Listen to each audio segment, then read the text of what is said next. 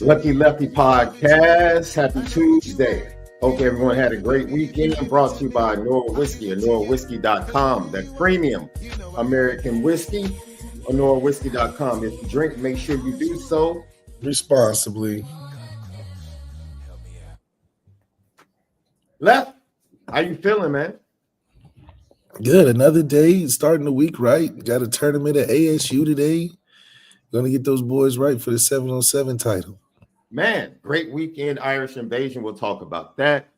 The face of the 2026 class and the quarterback is solidified for Notre Dame. Could the face of the 27 class already be close to being locked in? We'll talk about that. We'll recap the Irish Invasion. And then in the second half of the show, you want to stick around, man. We don't have audio. We don't have video. Malik had the opportunity to partake. I heard Creed Thomas was out there too. He was. Creed Thomas was out there. You got a chance to, meet him and talk to him before he heads. Yeah, it's crazy. It's crazy. He looks the part. That's the one thing and we might see him tonight over at the 7-on-7 tourney. So, it was good because we don't play each other, but we'll see each other in the playoffs if we get there. And they sleeping on us, but I know about them. So that's a good thing. That's a good thing. Was he talking a little trash to you? He was talking a little trash. Yeah, because I'm on their home turf, so they got a lot of big trash to talk. They got the good campus, and Ben's there, so they like, we have Ben Morrison. What are we talking about? They got their big brother in town. They got the big brother in town, so they chest out a little bit. That's okay, because Ben got to leave soon, and then it's just me and you. So Ben is in South Bend. That's right. Yeah, Ben got to go back to South Bend. He can't save Brophy now. It's up to you. I love it, man. But you coached the quarterback at Ben Morrison's youth camp this weekend out there in Arizona, man. Just how was it? Dad's really good guy. Mom's really, really great. You can see where Ben gets it from. Great family. So, really good experience for his first one. Hopefully he has – first one he got like 100 plus kids. So hopefully next time you get more and more. So pretty good turnout. That's an open door. That's even more of an open door for Notre Dame, right? Like, Ben, who should be? Yeah, I mean, that's what shows how Notre Dame is all over the country, internationally. You can go anywhere. You got a Wusu going to Ghana and doing football over there, bringing a good turnout. You got Ben in Arizona starting camps, having great turnouts. So the effect of Notre Dame all over the world is present, with these guys doing camps, and you can tell that people are paying attention to them. They want to come. You got kids from high school to tiny tykes that are like, we want to go to Ben Morrison camp because he had Notre Dame and this, that, and the third. So then it also helps you a first rounder. It helps that you one of the top three in the game. let me give an early petty. Let me give you an early petty that I feel like it's not going to work. I'm going to go ahead and be petty because Baby Wusu was on his official visit to USC this weekend. That's interesting. And so it was really interesting that they tried to use culture. Now, my daughter went to USC.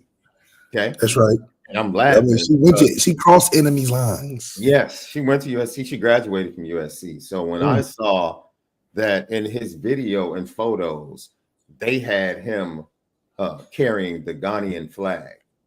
I laughed. I said, "We're gonna play that game."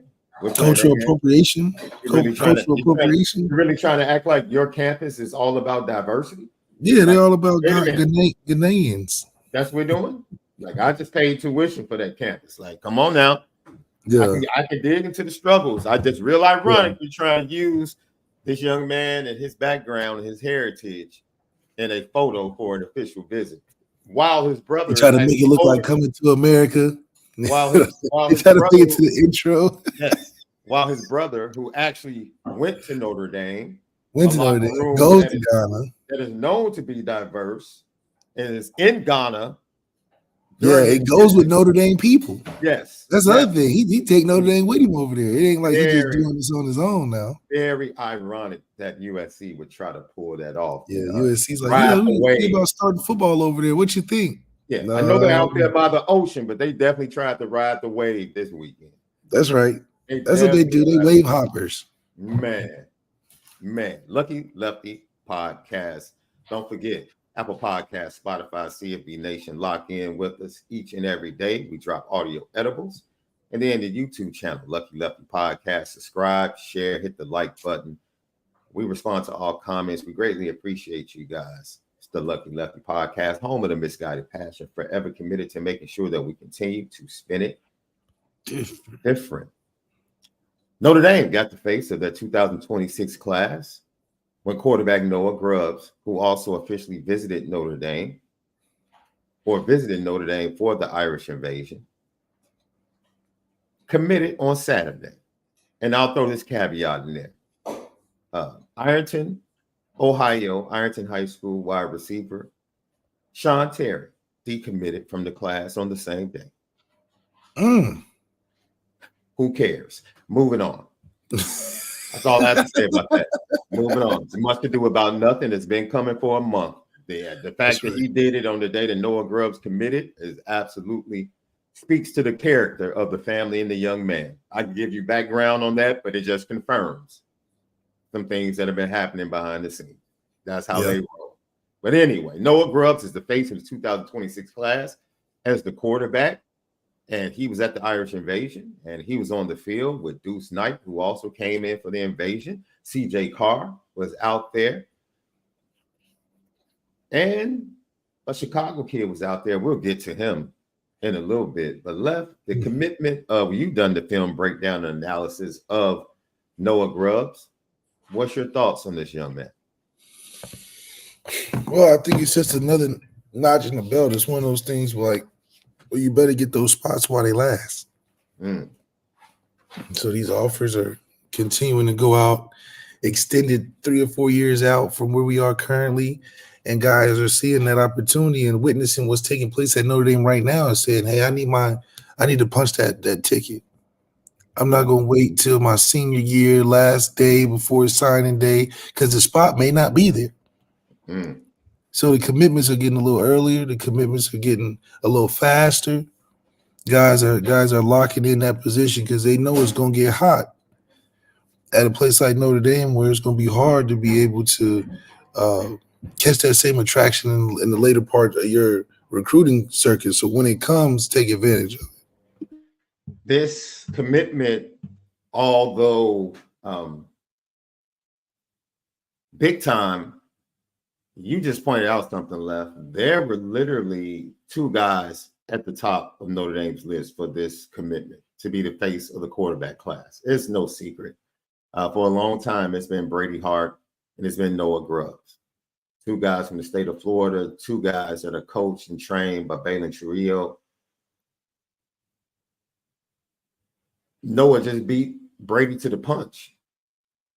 It's safe to say that he was ready. He was ready. And that's essentially the position I was put in. But during that time at Notre Dame, it was like, look, it's hot right now. It ain't like we don't like you, but we got to take the first that comes. And it's either you or Matt Avaliti. And we never heard of Matt Avaliti again. Hey, I heard of him because he was from up this way. He down the street. He down the street. Went to Northwestern, and did pretty much nothing. Pretty much did nothing. So yes, I knew exactly who they were trying to pit you against. Exactly. So sometimes it's about, being the early bird gets the worm, or just being decisive, knowing and seeing the opportunity that is in front of you.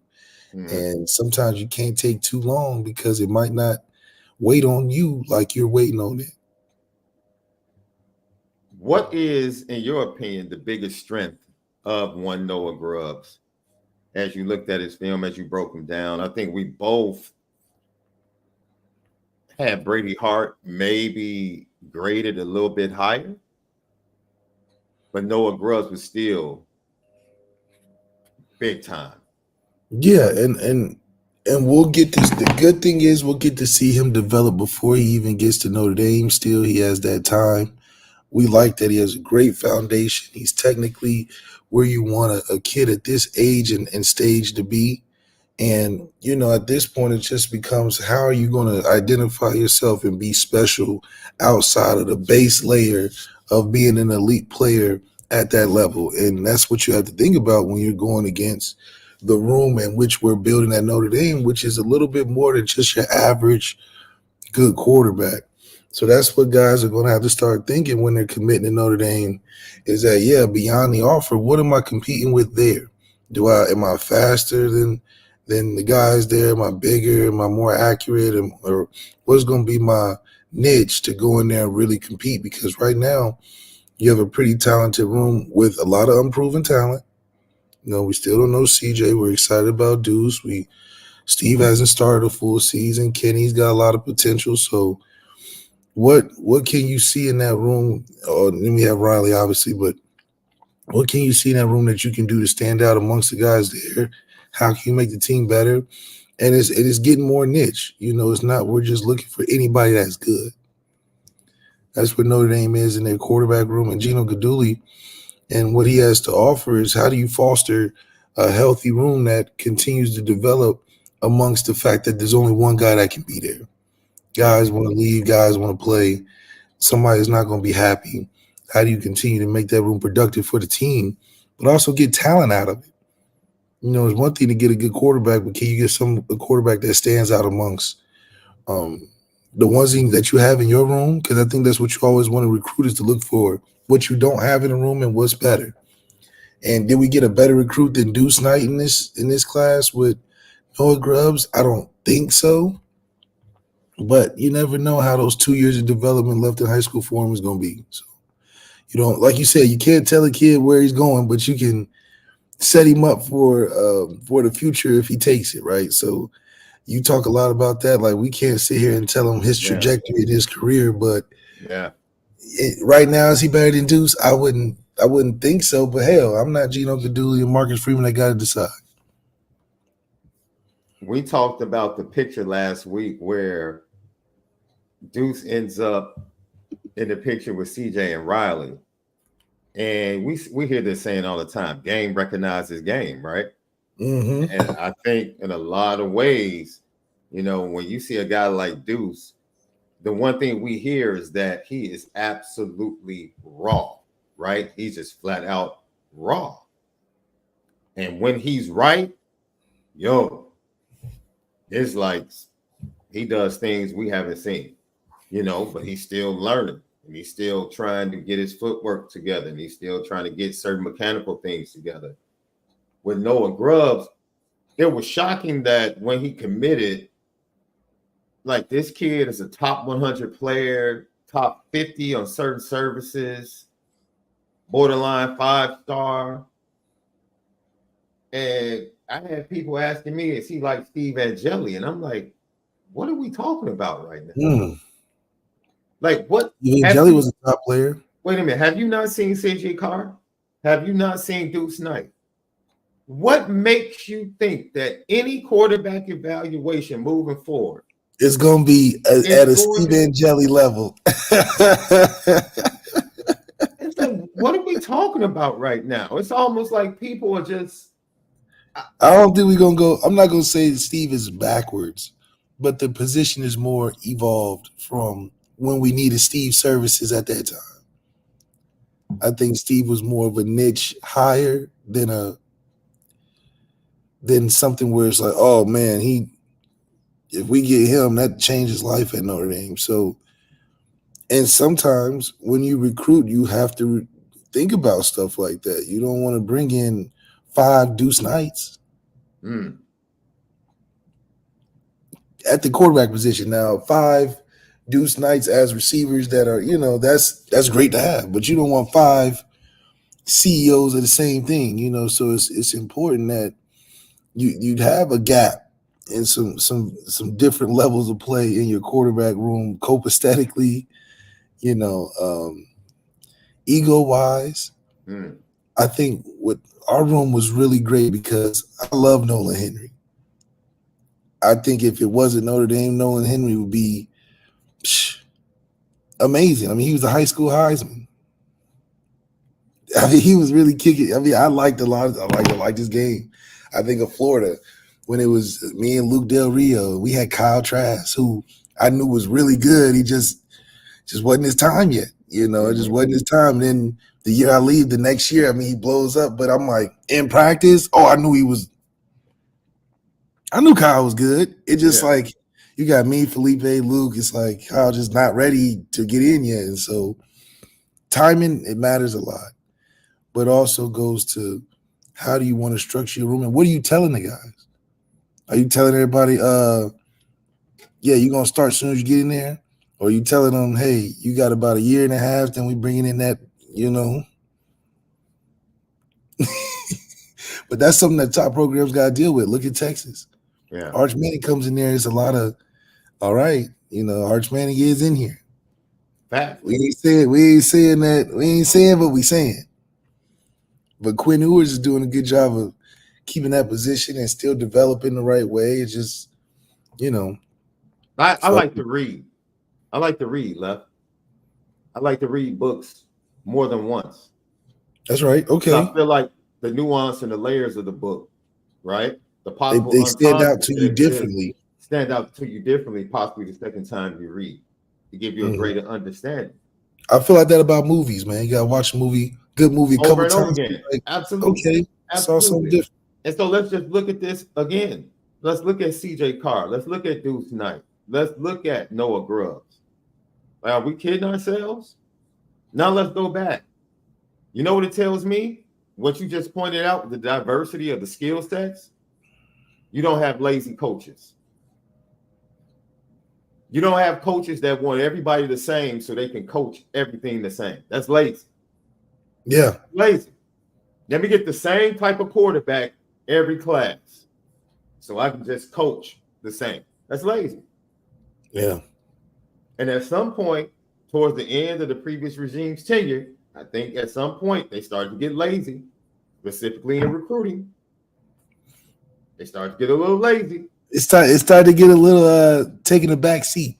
Yeah, they started living on the fact that they had been to the college football playoff instead of trying to win the college football playoff. But then again, 90% of college football would love to be in the position of Notre Dame where we can almost guarantee a 10-win season. We've been winning 10 games for about 10 years right now. We've been whooping butt since 2012. Like the best quarterback in Illinois that's probably about to win a back-to-back championship for Chicago Mount Carmel. He ain't Notre Dame material. He committed to Iowa State, though. Yeah. He committed to Iowa State, though. He's a darn good quarterback. One of the best quarterbacks that's ever played high school football in the state. He can't play quarterback there. Not in Notre Dame. No. I've seen him. I love the kid.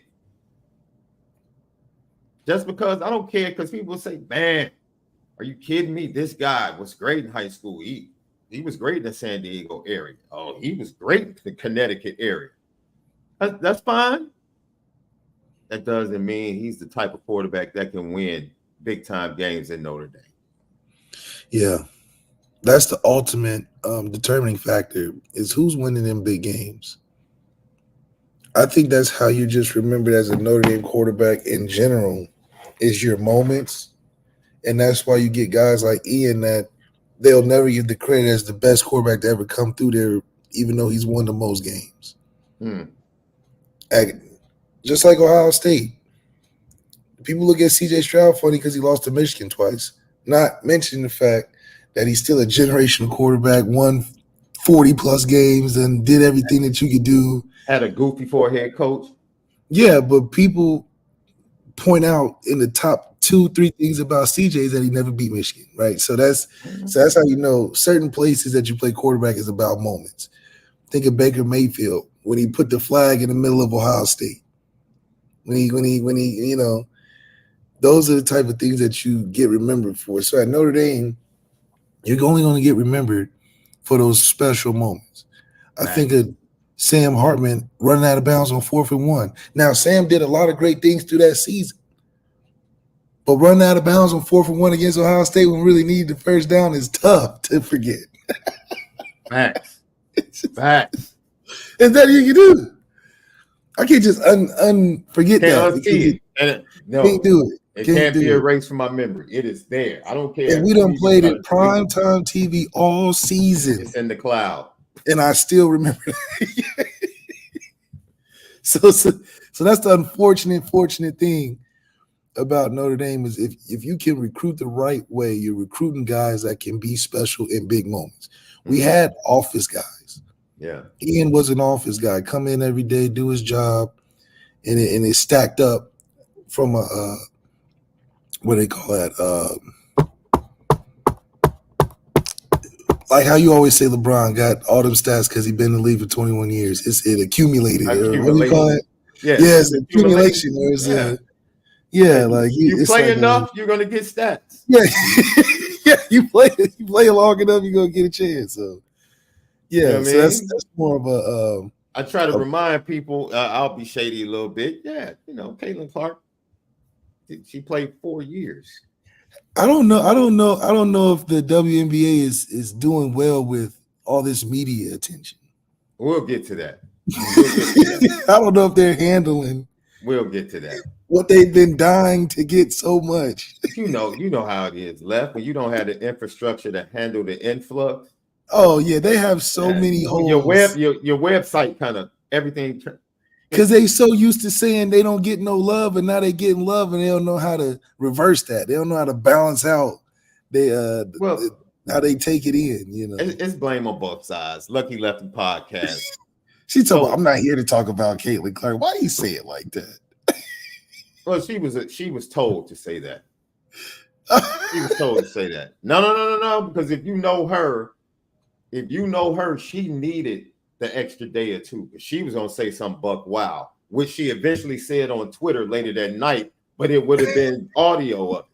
So would you really have wanted her to say? They already got Freaky Skylar on audio.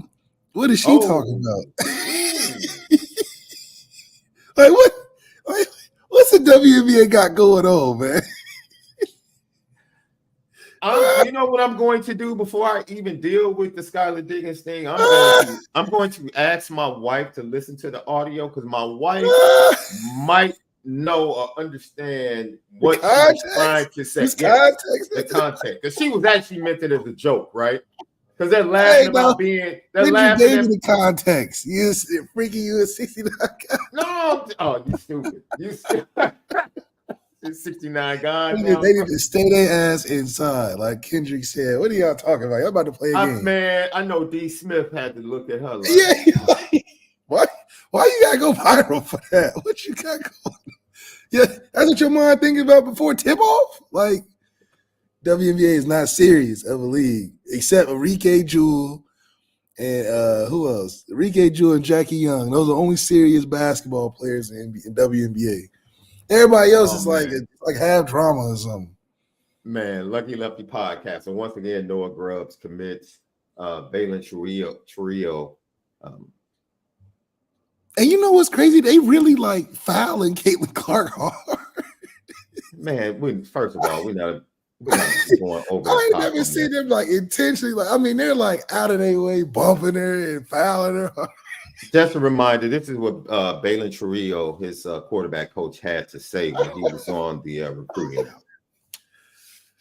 Is a generational talent. Now, his stats say 6'4", 215, 220. He's actually 6'5", 193 pounds. He got all the way up to 228 last season, and we had to have a sit down with our little village. So we have a village. We call it the village, and it's his team. It's his parents. It's myself. It's a couple of different people outside of the family home. His workout trainer, his nutritionist, his stretch guy, his speed and agility guy. So we have a solid team around Noah, and we cut him down from 228 to 193. He's about 8% body fat now. He's completely shredded. If you see him now, his physique is completely changed. So the kid that you saw last August, who now has 7 school records, he's even more dynamic now. So he's completely flipped his whole script. And I'm telling you, it's unbelievable to see because most kids have a hard time either gaining or losing weight. He's just proved to the whole entire country he can do both. Whether you want him to be the stocky 6'5", 220 pocket quarterback, or you want him to be the 6'4", 6'5", 190 agile kid that can create things with his feet, he's going to do it both ways. And his body's able to accept both ways, which is very, very hard. So I was very pleased to see how his body has changed over the last year into what he is now. He is definitely a generational talent. I believe he has a skill set to go to the NFL. I know originally when you heard that, you just don't like the word generational talent, man, for these young kids to receive that application this early. You don't got to do, we got a team and we built them like Frankenstein. So you agree with Gilbert Arenas and what he said recently, right? Because he was like, Steph Curry is not a generational talent. Like, we've seen guys that can shoot. Wemby's a generational talent. Yeah, like Wemby is like, you cannot repeat a Wembanyama. Like on that like just natural, he could just do everything. Now, obviously he has skill set, but he's 7'3", 7'2", doing the things that Steph Curry developed the skill on the highest level to be able to do. Like Deuce Knight could be considered a generational talent because you can't train and build and say, he's surprising guys because he works hard. Cam Newton is a generational talent. Cam Newton did less work than all the resources and things that Noah Grubb has done and was called a generational talent. So generational talent, you don't need to embellish on how much work you put in to get there. Just say he's very skilled. He has the skill to go to the league, the skill and the size. With generational talent, you don't need to say more than 2 sentences if he's a real dude. Jalen Smith, generational talent. That brother just, before his injury, man, one of the best players I ever played with. And the country knew too. He's Buckets Award winner. Yeah. Top in the class. Noah Grubbs a top 100 player. What are we talking about? You're not generational talent. They say you top 100. And he could still be that guy that is first round. Yeah. NFL talent. CJ Carr is a generational talent, but CJ Carr has the potential to be a high draft pick. Absolutely. With all things included, right? I mean, you got the right team, right coach, right place. You got the name. You in the spotlight. You got some good foundation. Like you can really, carve your little lane out. I mean, look at how we did Brady Quinn.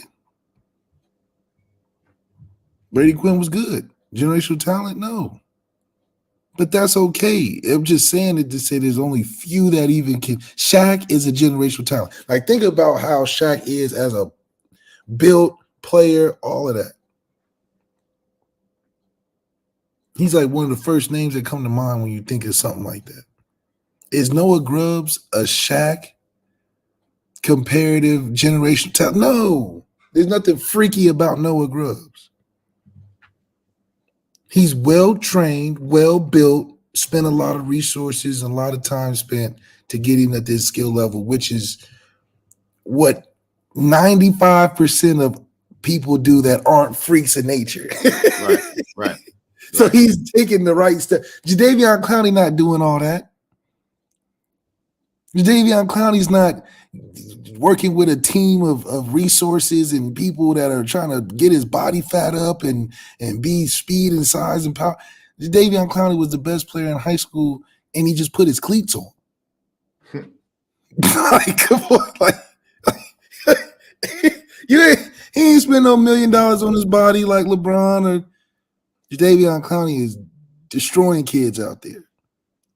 That's generational talent. So I think we throw it around too much. I think it's okay to call a player good. We worked him so hard that he's technically really good. But does that mean he can? But does that mean he's going to win the big game in those big moments? No. You need them freaks of nature. And see, that's cool, right? Because we don't have to be hyperbolic, right? And I'll say this because I think this is become part of the culture, the current culture, right? With CJ, Deuce, and Noah moving forward. I remember being at the practice we had heard about CJ practicing during the bowl prep. And so when I finally saw him throw, I was like, oh. I'm like, I saw that strong. I saw a strong arm last year when he was going next to Sam, but y'all didn't want to talk about his strong arm. Y'all just want to talk about Sam's Goldilocks. That's all you want to talk about. So I'm like, now I'm amazed. Like, now we're overreacting. Like, yeah, that's an NFL arm, but Kenny has an NFL arm. Now we're about to be real hyperbolic about the way the ball comes off of CJ's hand. This is Notre Dame. That should be the norm. That's the problem. That's a checkbox. That's like, okay, if he got that, he can fit in the room. Yes, you've been watching Tyler, Drew, and Steve. That's what you've been watching. Yeah.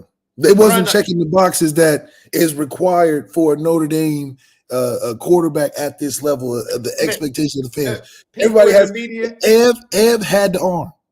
Yes. Ev checked the box. Yes. So it wasn't like, oh, that's something we've never seen. No, Ev checked the box of what it takes to even be here. And we're so accustomed to what we're not used to being accustomed to that now we're getting back on track. Guys are checking that automatic box, and we're like, oh man, we got something. No, it's not special. That's just a requirement. But that's why we're different than the other 95%. That should be the baseline. That's the problem, ladies and gentlemen. As we told you earlier, things got lazy.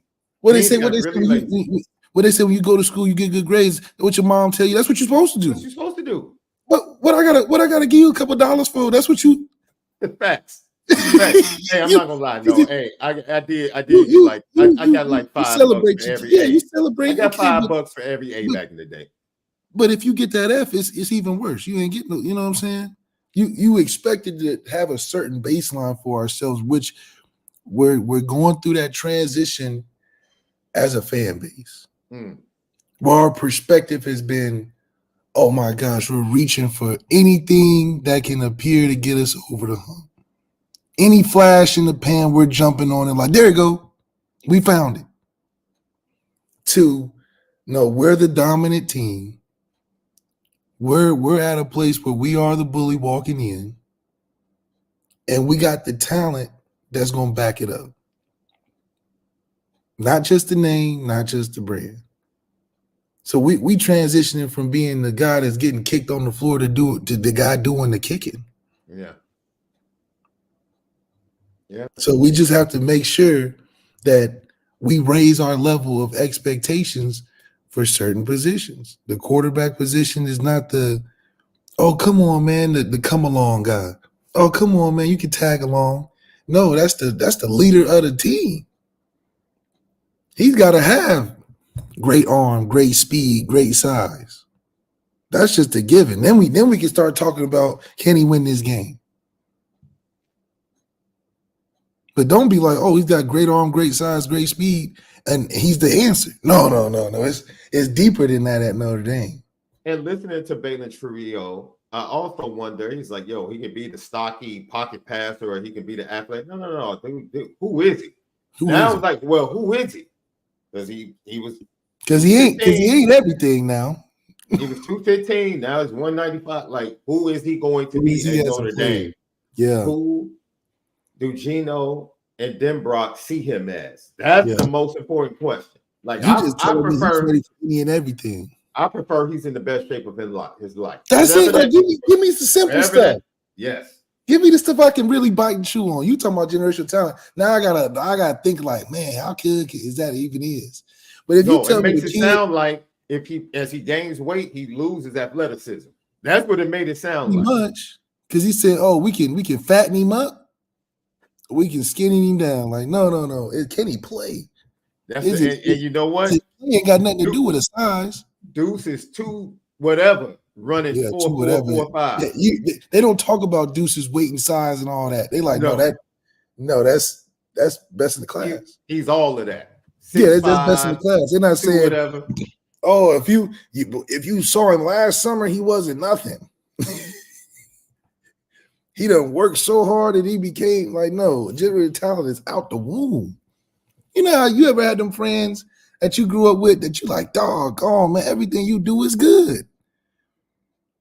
You know what I'm saying? You got them friends at your home, they like, man, they just play chess good. They play the video game good. All the girls like him. He always fly. He don't even look like he try. Right. That's generational talent. If that friend tells you, like, yo, man, let's go over here, man. I met some girls for us, man. Let's go over here. You like, oh, all right. Yeah. And you got another dude in the crew. If he's like, man, I met some girls. You like, all right. Yeah, you know it ain't no real mission. Yeah, that's a send off. Yeah, it's a send off. We might as well go grab some Big Macs and just chill in the parking lot. We might as well just chill at the crib because that's the same type of entertainment we're gonna get going with you. So it's one of those things where you can't force the cool.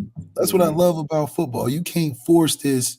We made this robot Frankenstein football player that's gonna take over. That's not how football works. It's just too hard. Yeah, there's too many people on the field that just print out. You can't print out these special players anymore because it's just too hard.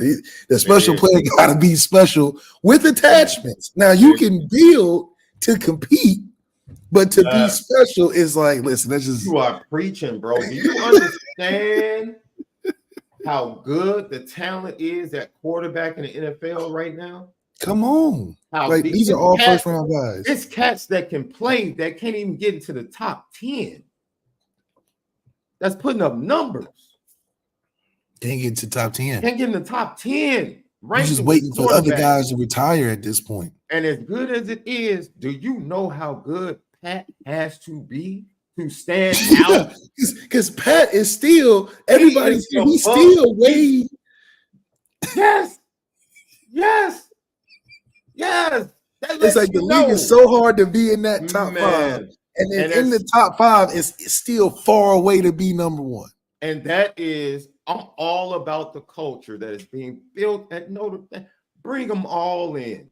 And whoever rises to the top, they're going to be darn good.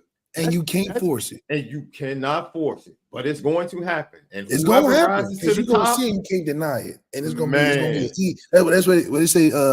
When you know you're going to marry somebody, it's easy. You just know it. Mm-hmm. You it's like you arguing and you trying so hard. It's like that may not be the person, but when it's the person, it's like, oh man, everything just seems right. Mm-hmm. And that's how it'll turn out for Notre Dame. When we get that guy in that quarterback position, regardless of the options that we like, one of those options is going to be a lot easier to view and is a lot more palatable than the other 3. If Riley goes in there and is more palatable and everything just flows and is easy, we might not even talk about him being injured going into the season. Yeah. So some guys just got it. And some guys I see somebody in the chat saying you don't know until they take fear. I disagree. Everybody, anybody and their mama knew that LeBron James was a generational talent. Everybody and their mama knew. They had to wait for that dude to play in the NBA. That wasn't a media fabricated thing. That was a true talent. No, Wemby was easy to see. Oh, they was making commercials for Wemby before he was even in the draft. That's why we have to be careful. They literally was making. They had all the best players in the NBA have an excerpt about a kid that isn't even in the draft yet. You got LeBron James and Kevin Durant on national commercial television, ESPN, talking about, I've never seen nothing like that before. Ever. You had NBA players coming back when in the 17 and under, when he was facing Chet Holmgren and the U.S. beat France. In a close game, they had to come back from like double digits to beat them. Yeah. You had NBA players at the game coming back like, yo, I don't know what I just watched. And they were talking about Wemby. They were like, I don't know what I just watched. Like that. And that's why it's like you don't have to over-explain a generational talent. No, it's just there. You don't have to be a scout. There, you don't even have to be a cat. You don't have to scout. You don't have to be the smartest, most detailed scout in the world to know Wembanyama's a first-round pick. Yes. Trevor Lawrence is a first-round pick. Yes. Deshaun Watson is going to be first round. Yes. If you got to convince me by saying we can make him fat, we can make him skinny, we can make him slow, fast, tall, short, strong arm. I can't even. I'll go a step further and shout out to our boy Coach Reed Live because he said this Lucky Lefty podcast. And I'm interested. I wish I had the video on tap, but I didn't know the conversation was going to go in this direction. He had one of his friends on the show, and they were over for Memorial Day. And his friend at the table, along with other coaches and people that work in the business, said, I don't care what y'all say.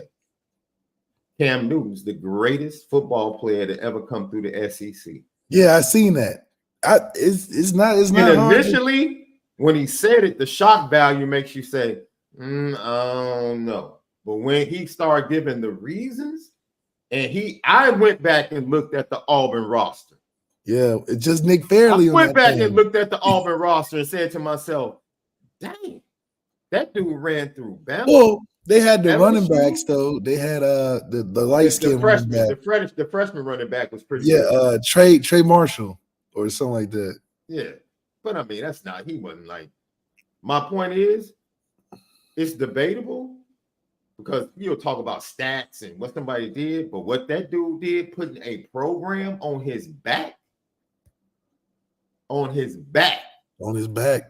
the supposed toughest conference in all of college football, I was like, you know what? I would sit at the table and have a discussion. And came back from down to Nick Saban at Alabama was like 21 or something like that. And this is when Saban was rolling. He had them teams with them defenses that was tough, you know. I'm like Dante Hightowers and Quentin Millers and all that. Yeah, so it's worth the liberation. It's worth the liberation. But all of this, we said that to say this, and then we can tie a bow on this Noah Grubbs thing. We were honest months ago when we did the breakdown, when we found out that they were the top two quarterbacks on Notre Dame's list. We favored Brady Hart. In favoring Brady Hart, CJ Prosise came on here when he was breaking down Javon Ball and was like, yo, I was watching the wide receiver, but I came away like, man, who was this quarterback? Yeah. And he was talking about Brady Hart. Yo, but this is a situation where, man, you hear Noah Grubbs and you're like, oh, let's go. Let's go. Let's get it. Let's get it. Right? Oh, so once again, Noah Grubbs, 6'4", 195, Lake Mary High School, Lake Mary, Florida, ranked in the top 100, just out of the top 100, barely in certain recruiting services. He's your next quarterback after Deuce Knight at the University of Notre Dame, ladies and gentlemen. There you have it. Stack that. Go find me the programs that have stacked CJ Carr, Deuce Knight, and Noah Grubbs. You'll be hard pressed. Maybe Georgia. Because Georgia, that kid they got in the 26th class. Ooh. Out of Tennessee is. Ooh. But Georgia, maybe Georgia. Ohio State, I'm not impressed. They got Aaron Nolan. Nobody's impressive right now at Ohio State until somebody plays. Raiola. Yeah, so you'll be hard pressed, man, to find a quarterback room current that's more solid than what we got. You can't find it. And the promise of the future, man, ladies and gentlemen, tip your cap to Marcus Freeman and his staff, because the quarterback narrative, without seeing it on the field, we still need to see it on the field, but without seeing it on the field, the quarterback narrative in Notre Dame, yeah, that's a wrap. That's a wrap. And they had two studs, in my opinion, for the class of 27 at the Invasion on Sunday, which is even more crazy. Lucky Lefty podcast. Speaking of the Irish Invasion, some of the best juniors and sophomores in the nation came to South Bend to show their gifts and talents. There was some great local talent from the Chicagoland area left. We'll get to those young gentlemen. And on top of that, there were committed players like Deuce Knight, Dominic Hula, Christopher Burgess Jr., to name a few, that were also there. And then you had 5 stars in the building, top 20 players. I'm going to say this again, ladies and gentlemen, a top 20 5-star from the class of 26 camped at Notre Dame. And he's from the South. Let me say it again. This will be Left's first time seeing this young man. Hartfield Academy. This is the Deuce effect because he's from Hartfield Academy in Flowood, Mississippi, just outside of Jackson, Mississippi. Braylon, my. I almost want to call him Johnny Gill because that's how I felt when I watched this film. Braylon Womack left. Now, this is your first time seeing this film. He came away from the visit and absolutely loved Notre Dame. Now he goes to Ohio State this coming week for camp. But Left, I'm just going to show you a little bit of his. He plays wide receiver. Mike Mickens and Mike Brown will be fighting over this young man. I'll just leave it at that, Left. Just look at the first play as a wide receiver.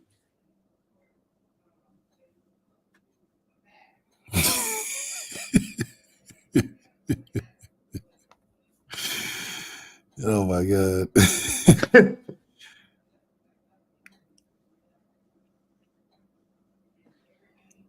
Touchdown, pick 6, first 2 highlights. Oh, let's go to special teams. Whoever edited this video did an incredible job. Yeah, they didn't set it up. They didn't set it up the right way. First 3 plays, this is who he is. Yeah.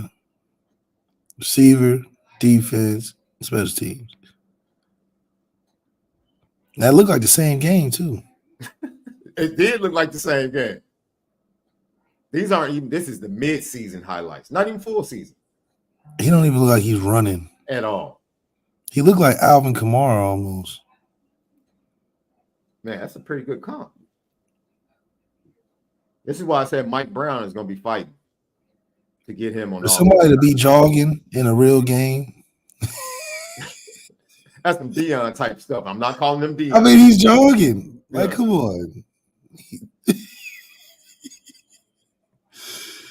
He's like, just throw it to me, dude. I got you. Get off me. The physicality he plays with, bro. The strength he plays with at the high school level. I see why he's top 20 in the nation. He's either Alvin Kamara mixed with a Debo in the sense that he's just not afraid to run over the middle. He's instinctual. And he's not afraid to get a hit. I mean, clearly, if you're out there jogging, you throwing kids off of you just flowing through the game. It doesn't look like this is hard for you. That's a special talent right there. Not generational. It's special. Not generational. It's okay to just be special. Yeah, you can be special. Be special. If you're watching this as a coaching staff, at this point in the film, Left, what side of the ball are you saying, like, okay, this offense? I think defense, you gotta. Okay. And the strength, man. Yeah, defense. You want to see more explosiveness and pop, and just flying to the football. This is a straight finesse player with some physicality. He gonna give you some wiggle. He gonna flow, and he not running. He has a change of pace in his game. Defensively, you want to see reckless abandonment, speed, power, that sort of thing. This kid's got instinct. He's got the natural swag of an athlete. Definitely an offensive player. All right. He said definitely an offensive player. That cat Mike Mickens is not gonna love hearing that. That is great. Like he doesn't have Xavier Watt athleticism where it's like staticky. Well, I'll say this: he doesn't have that type of athleticism. Yeah, that's a defensive athleticism that Xavier Watts has. Yes, he's got the I'm not trying to really get hit, but I can sauce you. I'm strong. So Right. you might be messed gonna up bounce thinking off you're me. gonna hit me. Yeah, Right. you might get messed up thinking, but I'm trying to catch the ball. So he's got the more offensive gift than I think defensive. I think defensively it's just because it's like I'm a running hit, I'm faster, I'm more athletic. I don't know if he's reading route combos or nothing, or they just saying, look, you got the slot, play the slot, He's instinctual on both sides of the ball, though.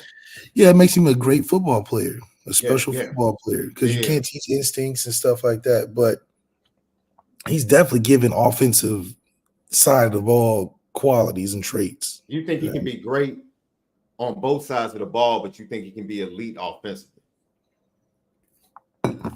He's gonna make his money offensively. He didn't have enough aggression in his game to be a superstar defensive player. Yeah, you heard it here first. Lucky Lefty podcast. Also, 2027 quarterback Trey Taylor out of Carmel Catholic in Mundelein, Illinois. He was one of the 27 quarterbacks. They had about 5 or 6 27 quarterbacks left. Him, along with Peter Bork of Marion, Massachusetts, Tabor Academy. Kid is rocked up. I'm going to start with that kid. Peter Bork just looks the part. He just looks the part. Rocked up, big kid, big type, East Coast quarterback, strong arm, just looks the part, right? They like Peter Bork. He likes them. I think Peter Bork also has interest from a lot of Big Ten schools, has interest from Michigan, some other schools on the East Coast. The campus left a very good impression on him and his family, and the vibe, that was all around great vibe. Notre Dame did a great job. They did a great job. It's everything we're hearing from kids is that they immediately fell in love with the totality of the program and the day, and the energy, and the competition, and the level of competition. This is what's been elevated as well. The invasion gets better. It attracts. Yeah, the invasion has gotten better every year. Once again, a 5-star top 20 kid from the South came to camp at Notre Dame. That speaks volumes. And when you get that type of energy and you feel that type of competition, that says a lot. And kids pick up on that and they download that and they take the experience with them. And Peter Bork, he loved his experience. But I want to get to Trey Taylor because Trey Taylor is someone that I heard about last year. I actually went and watched. I was going to watch a Carmel game, and actually the varsity game, and the JV team was playing before them. And I got there a little bit early, and I got a chance to actually see Trey Taylor play. And what people were asking and calling, they were like, yo, who is this kid that Notre Dame is interested in named Trey Taylor? I'm like, yeah, this dude he's Charlie Ward-esque. He's Charlie Ward-esque. And everybody was like, man, I didn't say he was Charlie Ward-esque. I said just the way he plays the game and moves. And mind you, he hasn't played a varsity snap at all. But let me give you the background on that. Okay.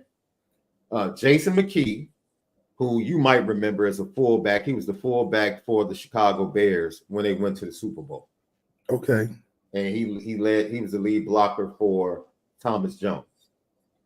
He is the head coach. This is he's going to his 4th season, which means he had to rebuild that program. This program was fledgling.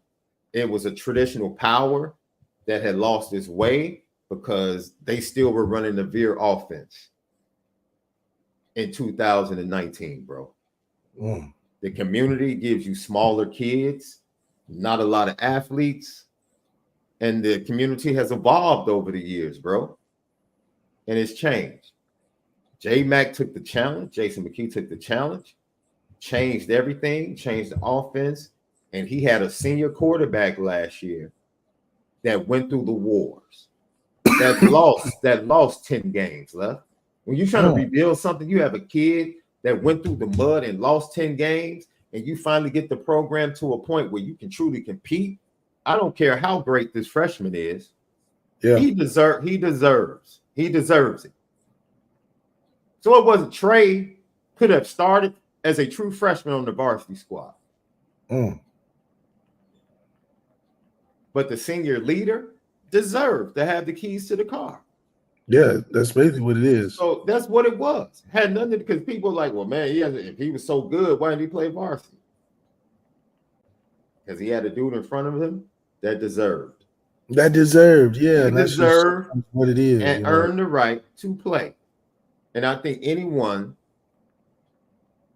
that would look at both of those young men and try to say who's going to be the better quarterback in the future, and I say this respectfully, the vast majority of people that say Trey is going to be the better quarterback. He just is. All right. So I'm going to allow you to lay your eyes on the freshman film of Trey Taylor, Carmel Catholic High School. True freshman. I want to say that because we're not about hyperbole here. And I'm not about, look, he's a Chicago kid. I love him. I know how he looks to me, but I'm going to let Left tell me how he looks to him right here. The kid is 175, 6'1", still has room to grow.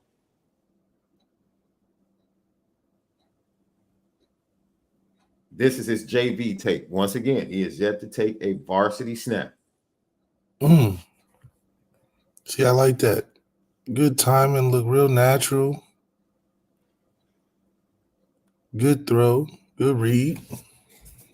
By the way, Carmel is a top 5 team this year. They definitely have a chance to go and win a state championship with him as a first-time starter.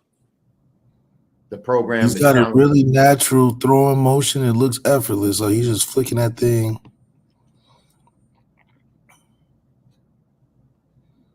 Yeah, he just whips that thing on out, man. He doesn't put a lot of effort in his throwing. Good strong arm RPO throws.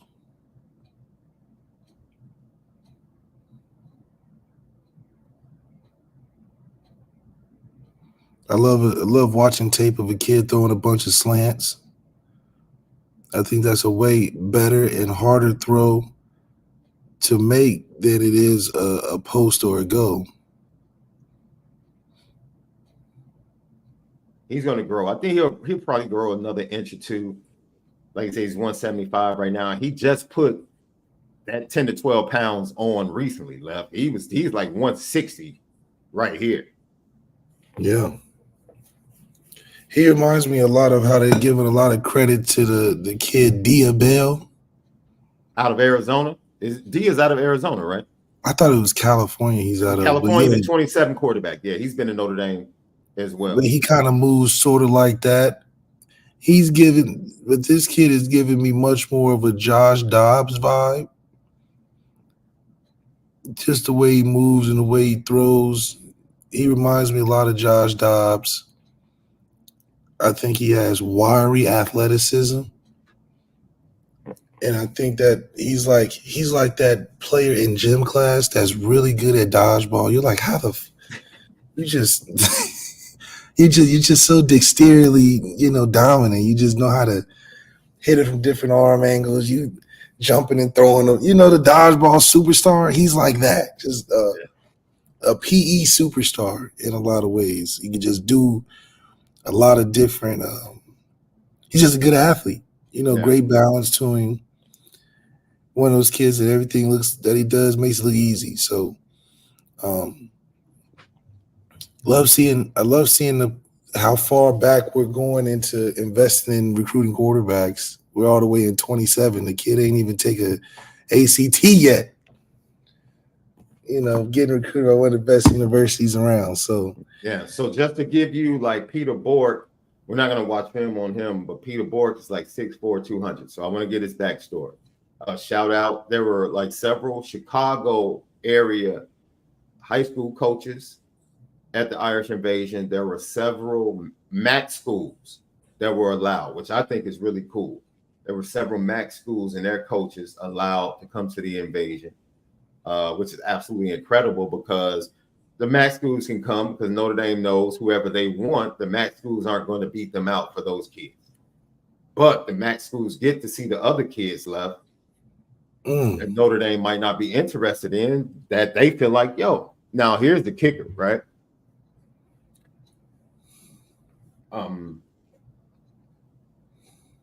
Brian Driscoll was there, right? They started earlier this year. Last year they started at like 2 or 3 o'clock local time. I was able to like leave church and get there. This year they started at noon. There was no way I was going to get there at noon Eastern time. So I wrote an article previewing Trey Taylor, his visit to the invasion, talked to Jason McKee, talked about what he would show and the confidence he had going up to the invasion. And Brian Driscoll said he read that. We talked about him, and he was like, yo, I saw him come out. It's a baby-faced kid. He's really thin. And I'm saying, oh, okay, this is the type of quarterback he is. Okay, real smart, anticipatory, man, da-da-da-da-da-da. And he said he dropped back and threw his first pass, and the ball came off his hand, and I was like, oh. I know the feeling. When you see that ball off the hand the right way, you just like, wait a minute.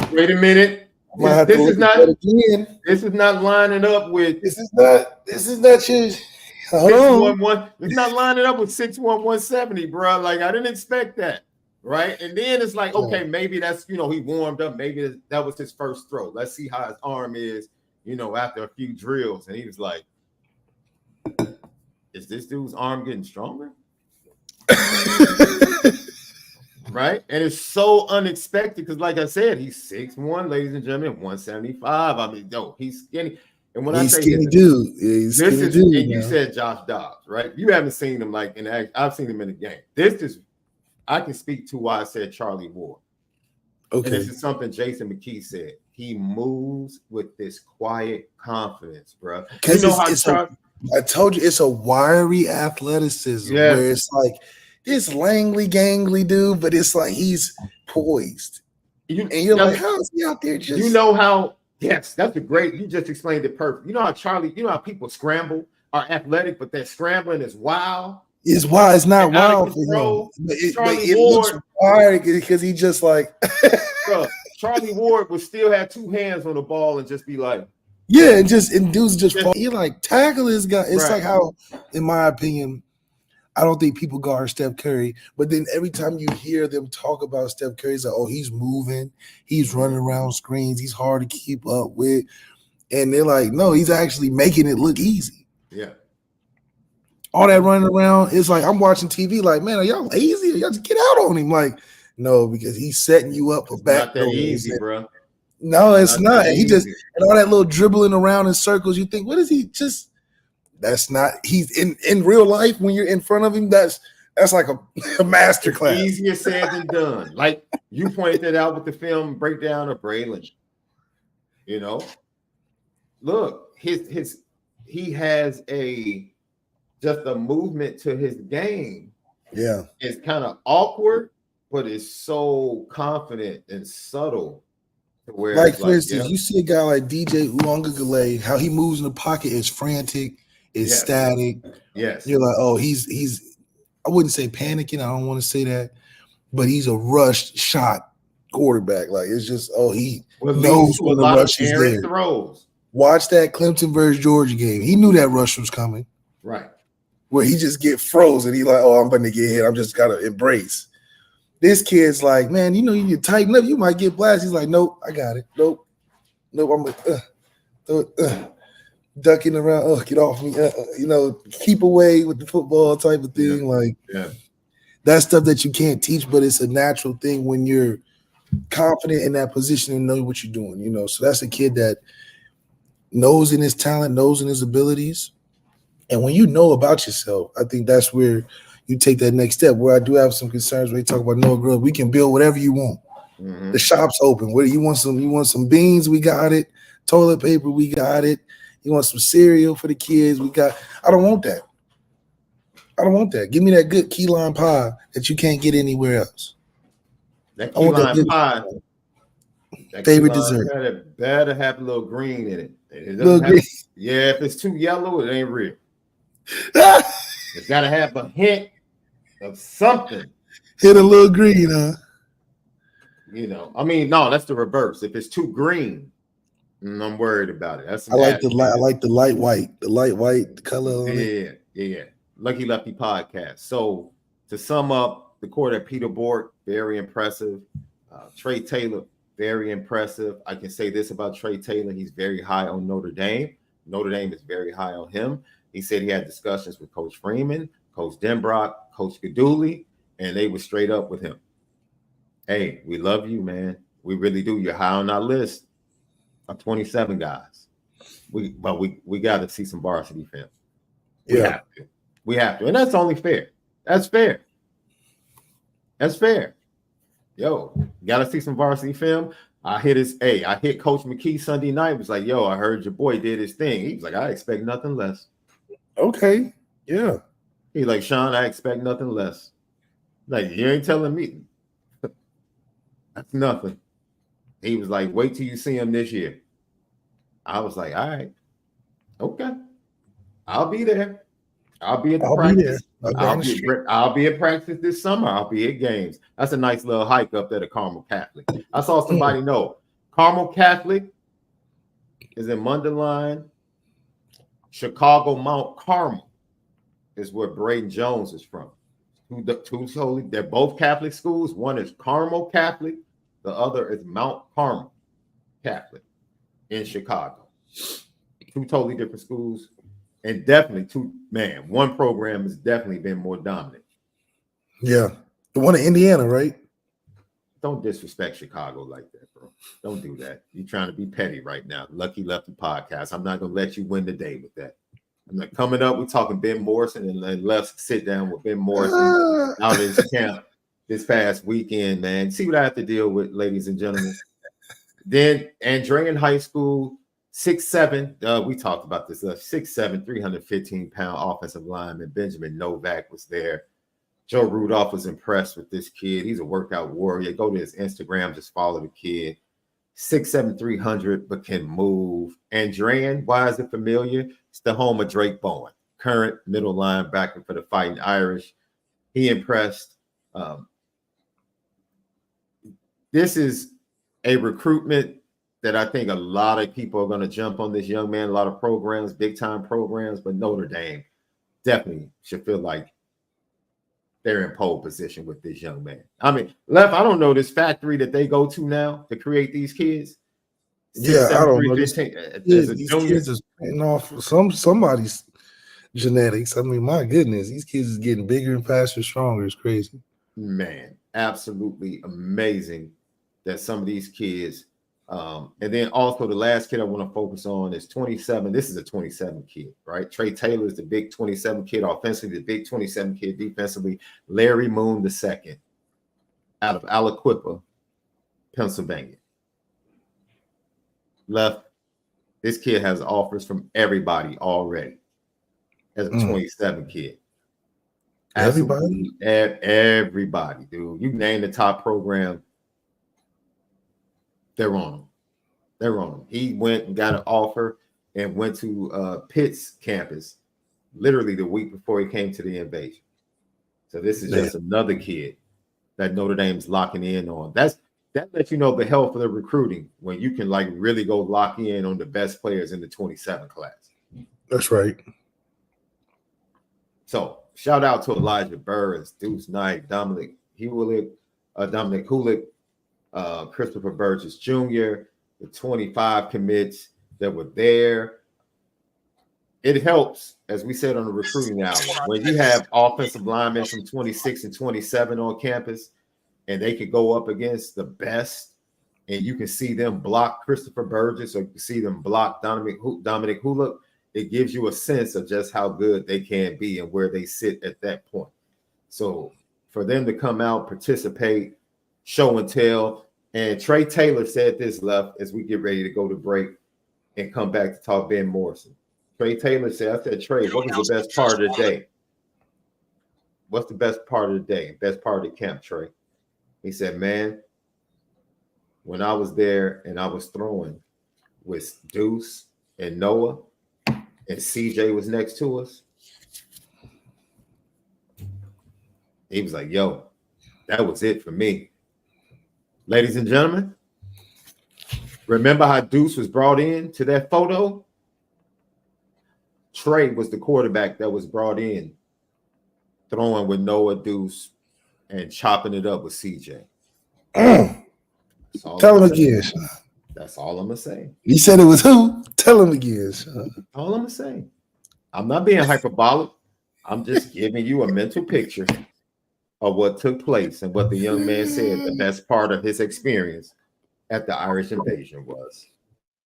That's it. That's all I'm saying. Lucky Lefty Podcast. When we come back, Left gives you the rundown. Oh boy, some interesting things to talk about. He sat down with Benjamin Morrison. He sat down with the parents of Benjamin Morrison and came away with some very interesting things. So we'll talk about it coming up next right here on the Lucky Lefty Podcast. Don't go anywhere. You already know we spin it different.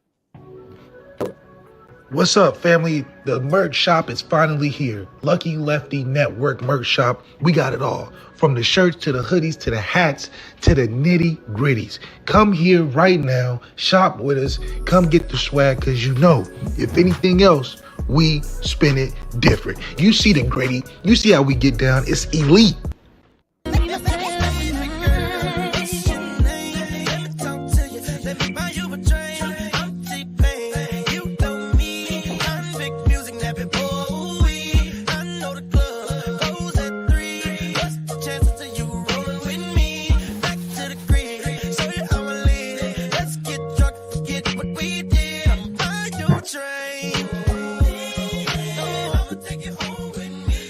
Lucky Lefty Podcast. ONORA boys in the building.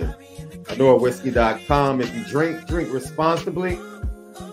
First half, we recapped the Irish Invasion, talked about the commitment of Noah Grubbs and just how the invasion is getting better and how the recruiting is getting better and how the quarterback room with the addition of Noah Grubbs, what does it mean? And we also got into a little bit of what overusage of generational talent and the term. But welcome back in. Big time weekend, camps going crazy, official visit season. And Left got an opportunity to go up to Brophy Prep out there in Arizona. And he got an opportunity to not only coach the quarterback at Benjamin Morrison's youth camp, he also got an opportunity to meet Creed Thomas, 25 defensive back commit, the same school as Benjamin Morrison. And then he sat down with Benjamin Morrison after the camp, chopped it up with him about some very important things. Got some good intel information. He also talked to his dad and his mom and got some good information as well. So, Lef, I'm going to turn it over to you, man, to talk about the experience and whatever you want to talk about that was shared with you. Can you hear me? Yeah, we can hear you.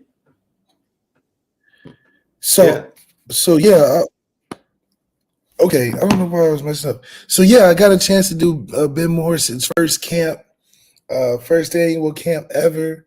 I think it was a really cool experience because, you know, to see the joy that he got from guys that came out to his camp that look up to him and were his friends running the camp with him and seeing how the community really got involved shows that they really raised a really good kid out of Brophy High School in Ben Morrison, and you kind of see where he comes from and how that background put him in his position today, which I think it was full circle for him, and he got to give a lot back to the young kids that still remember who he was. So I know that felt good to see. It was a huge turnout, 100+ kids for your first camp ever. That's something that's pretty special. I think what's interesting also is the fact that Notre Dame was in every step of the way with Ben and talking to his agents and talking to the people he's working with on setting up the camp and building Ben Morrison's brand. So I didn't know that Notre Dame had that much involvement in building players' brands, or that was kind of that natural evolution into the NIL space and all of that they have a hand in a consulting type of way to help guys navigate, because I'm sure it's probably a lot to try to navigate building a camp back home while you're being a star football player. So a little easier that Ben's a first-round pick. So I think Notre Dame doesn't mind getting involved in terms of investing and consulting with him on how to do things. They even came up with his logo together and got the spring practice logo where he got the one-hand pick as his BMO logo, which is cool. So his dad wants to get that in-game Clemson pick, though. He said, give me an in-game where but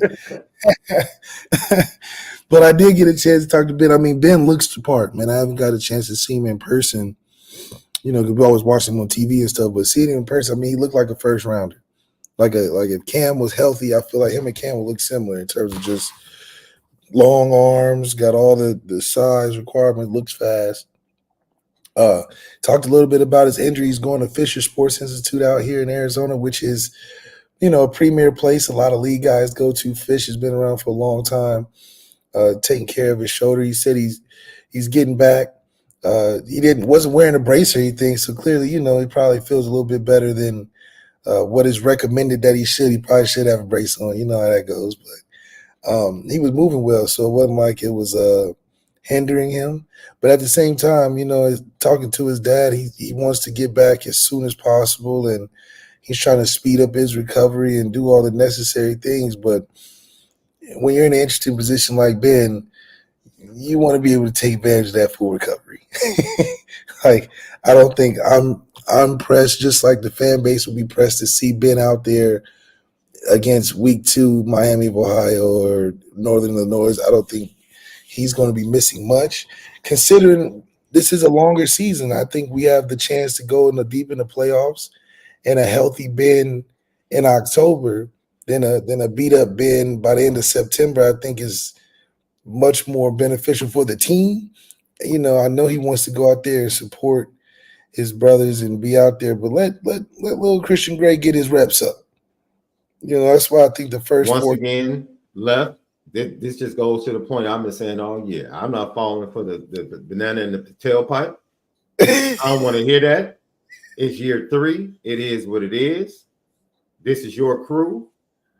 No more of that residue or trying to point back to what was. It is what it is now, bro. If you cannot beat Texas A&M with Christian Gray and Jaden Mickey, then it's a big problem. You're doing something wrong. You're doing something wrong. It's a problem. Nobody sit here and say, oh, that's going to be a big – of course, you're missing a first-round draft pick. Yes, it's going to be a big miss.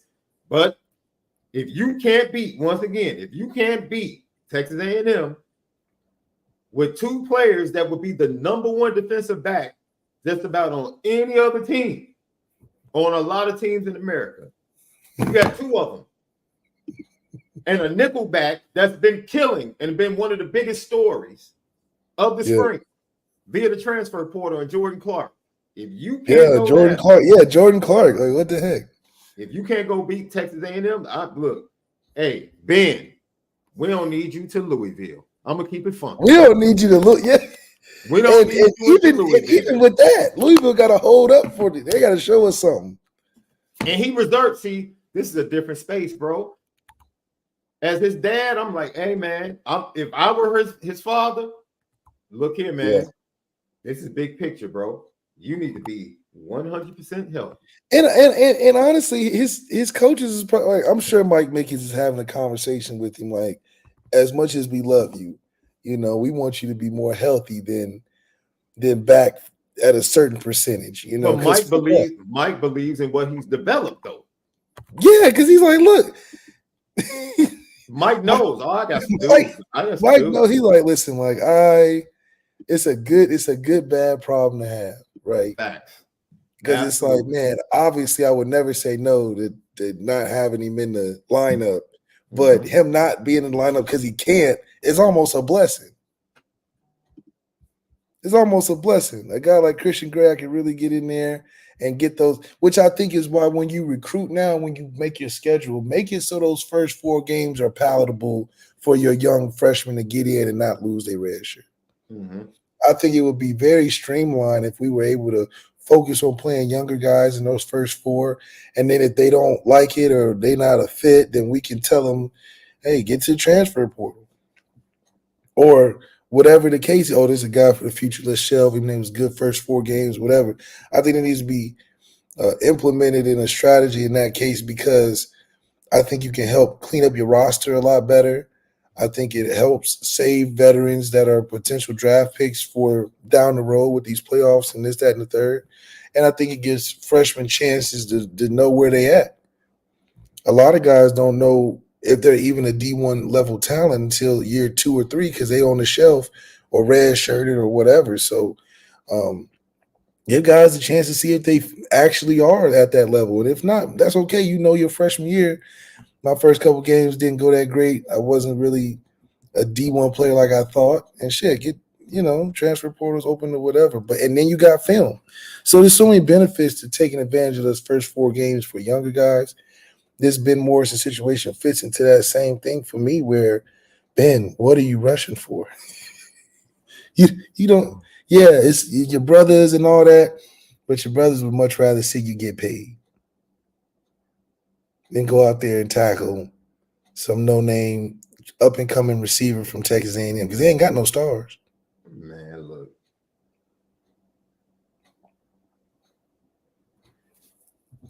You know the mantra for this season, bro. Man, it's time to put up or shut up. I don't want to hear all the excuses, man, I don't want to hear nothing about, this guy didn't play. Oh, Riley Leonard didn't play this week. So? Yeah, so what? Ben did say that Riley's a dude and he's getting better and all that, which shocked me. No, go ahead and go into that because you got some very interesting. He gave you some very interesting thoughts on Riley Leonard and Steve Angeli and the quarterback. Yeah, well, he definitely was high on Riley Leonard, as if all the fanfare was great publicity for Steve, but Steve might take that back seat role to Riley. But I still think there's hope for. Man, I still think there's hope. You know what? You would be a great activist, boy, because you are fighting a good fight of faith for Steve Angeli. I'll give it to you. No, I'm just saying, like, in terms of I'm saying in the regards of what makes sense logically for the team and team chemistry. I think he has the best positioning early on to lead the team in the same direction that I think we could go starting over in a sense with Riley Leonard. But also, I think it's Steve's job to lose. I don't think he's necessarily played himself out of the position. I don't think we know enough to say he's not better than Riley Leonard already. So I just think it's an interesting perspective, but hopefully, Marcus Freeman's getting paid those big bucks to make those decisions. So, ladies and gentlemen, I apologize. You have that boy in your crew that's just, you try to help him out, and he's just a little hard-headed, man. Just has to learn on his own. He just wants to learn on his own. Man, he's fighting a good fight of faith, man. That's what they say. Yeah, I'm trying to tell him every day, ladies and gentlemen, like, look here, man. If he's healthy, he's a starting quarterback. Okay? It is what it is, That's because he's bought and paid for it, not because he is that much better than Steve. Okay, how much better do you think he is than Steve? Like how much? That's a totally different discussion. Left. How much? Now forget me. How much better do you think he is better than Steve? And we're gonna get off of this because I want to get back to Benjamin Morrison. You go ahead, give your answer real quick. I don't know. I haven't seen enough from Steve, nor have I seen enough from Riley, where I'm like, Riley just give me a ton of Riley. Like, no, I think Steve, in what we already have and what he's been through and built and earned in sweat equity, I think he's positioned better to start the season out faster than Riley Leonard. I think Riley Leonard's going to be working through kinks in those first 4 games. And I don't know why we would want to have to put ourselves through that when we got a guy that can start the season off faster for us, having the ability to have been there and know what's going on. Riley still don't even know what's going on. So I don't want to see the first 4 weeks of us trying to iron the kinks out, dealing with the fact of, we're missing on team chemistry, or we don't quite know his set plays or skill set yet because we just don't have enough reps with him. At least with Steve, we know what we can and what we can't do. and once you know who you are, I think it's a lot easier to operate. And that's why I have my vote for Steve.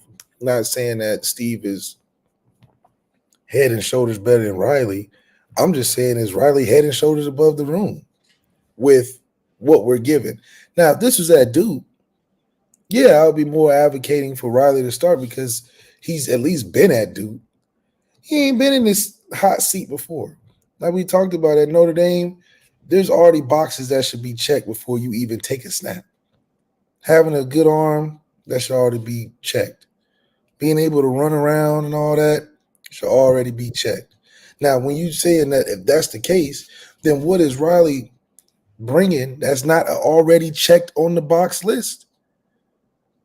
What is Riley bringing that's not already on the list of things that you are expected to have as Notre Dame quarterback based on the talent that we recruited and the talent that we have in the room already? Is yet You to be asking seen. me? You asking me, or you just? And it's yet to be seen. I don't know if anybody knows. I mean, if you know, tell me. I ain't seen nothing. This is your breakdown. Lucky Lefty podcast, man. Left talking about his conversation with Benjamin Morrison. Benjamin Morrison loves Riley Leonard, says he's a dude.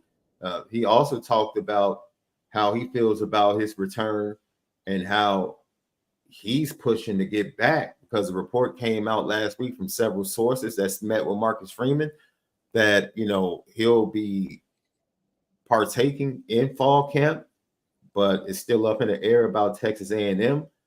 But based upon his conversation with you, he fully expects to be running out the tunnel game one. Expects. And that's what he's pushing for. That's great confidence to have. I think if Riley pans out to be the guy that we paid $2 million for, then damn, we paid the right $2 million. But I don't think it was as much of a need to pay that $2 million like we believed it was the year before.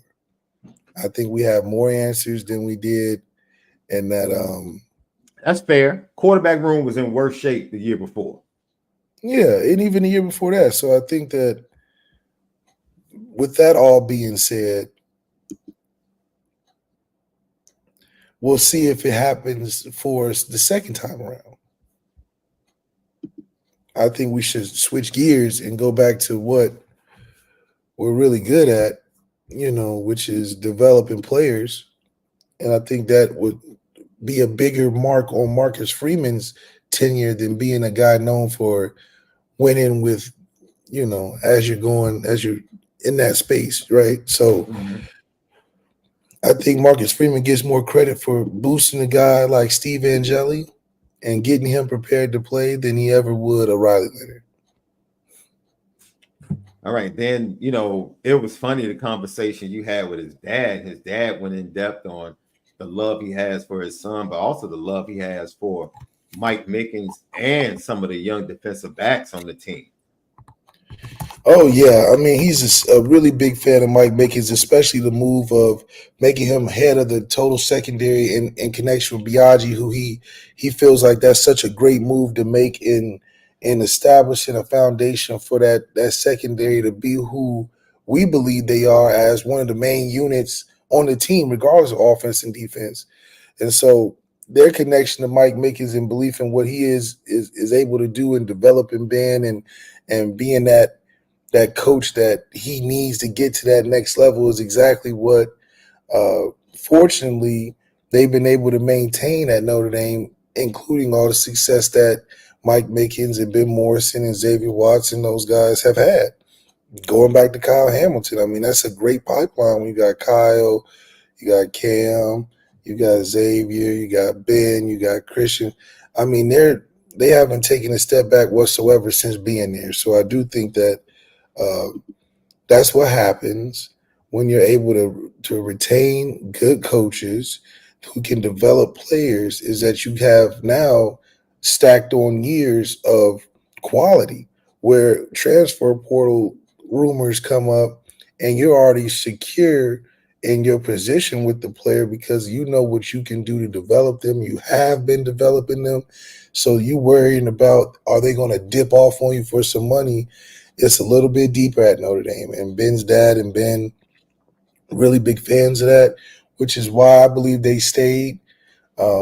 Similar to what he's kind of told us is that they felt like this was the right place to continue to grow for another year. And it's looking to pay off. I mean, we got another 2 potential first rounds after having a first round. Just shows that the people are watching and that we're not just getting great players, we're replacing great players with great players. And Ben's family and Ben kind of encapsulate, especially with everything going on these days, of how important it is to have that niche that they do have. So Notre Dame, man, they're making the right moves in regards to taking care of their best players, and Ben's a byproduct of that. He also talked about the true bond that he has with one particular young defensive back, that is Christian Gray. And Yep. You said they are true, like, brothers for real.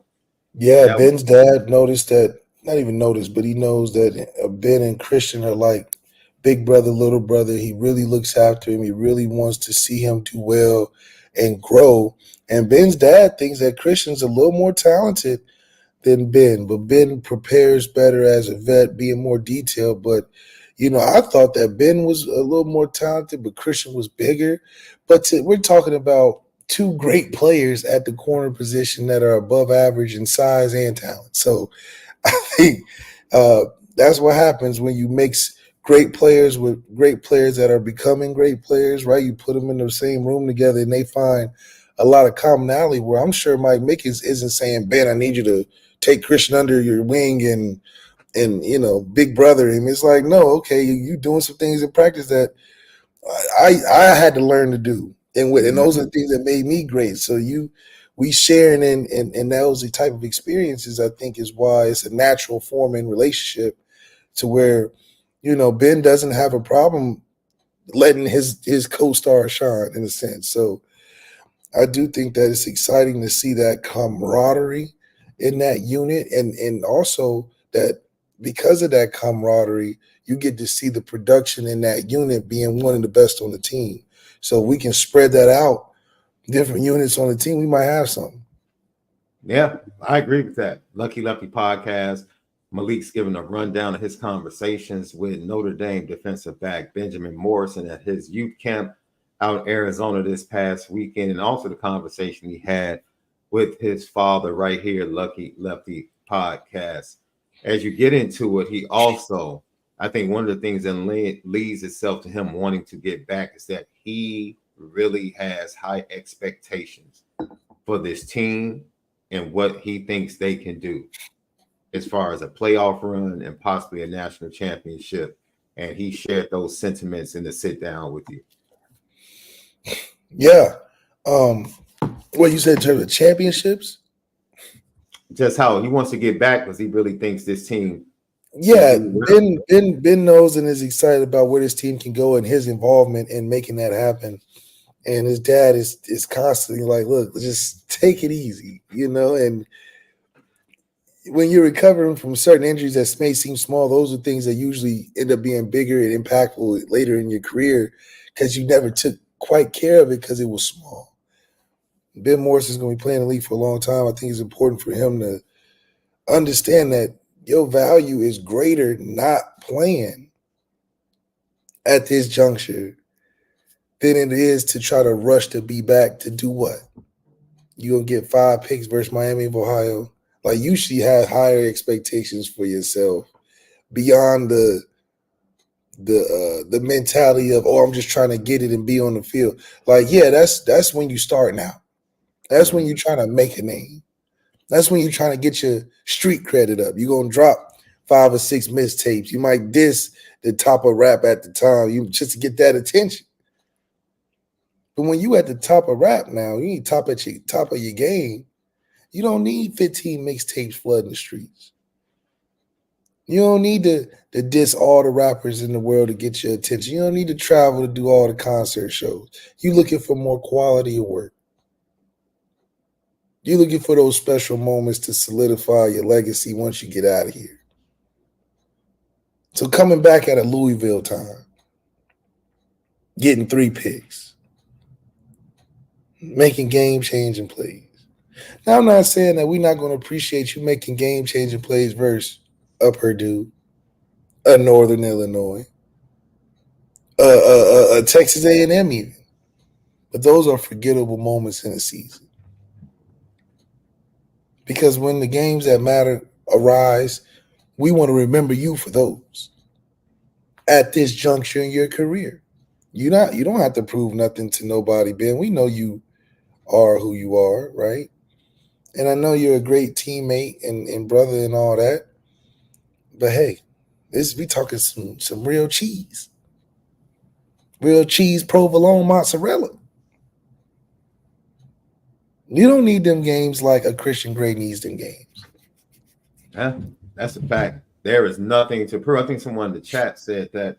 I read it as this. I think his dad and they know where Ben sits, and they feel like Ben he's number 1 and number 2 in his draft right now. It's defensive backs Easily. It's either Ben or it's the kid from Michigan. That's it. And that's it. And that's been solidified for 2 straight years. 2 straight Just years. like Caleb and Drake May, they've been solidified about 2-3 years. Ben covered Marvin Harrison Jr. a lot better than the kid from Michigan. Yep. And they both played the same people. The tape is there. So, someone in the chat was like, that might be a disconnect. There's no disconnect. I think his father is very confident in where his son sits in terms of the scouts. They're fielding all the agent calls, and they getting those right calls when you about to be first pick of the draft. And they know fully, like, yo, man, the big games are in November. Those are the games you need to be ready for. November in the playoffs. That's the stage. That's the stage to answer any unleft or unanswered questions. That's it. That's the stage we're going to answer those. So you need to be fully healthy, like you said, with a lingering issue that, they just fought through. But now it's time to take care of it.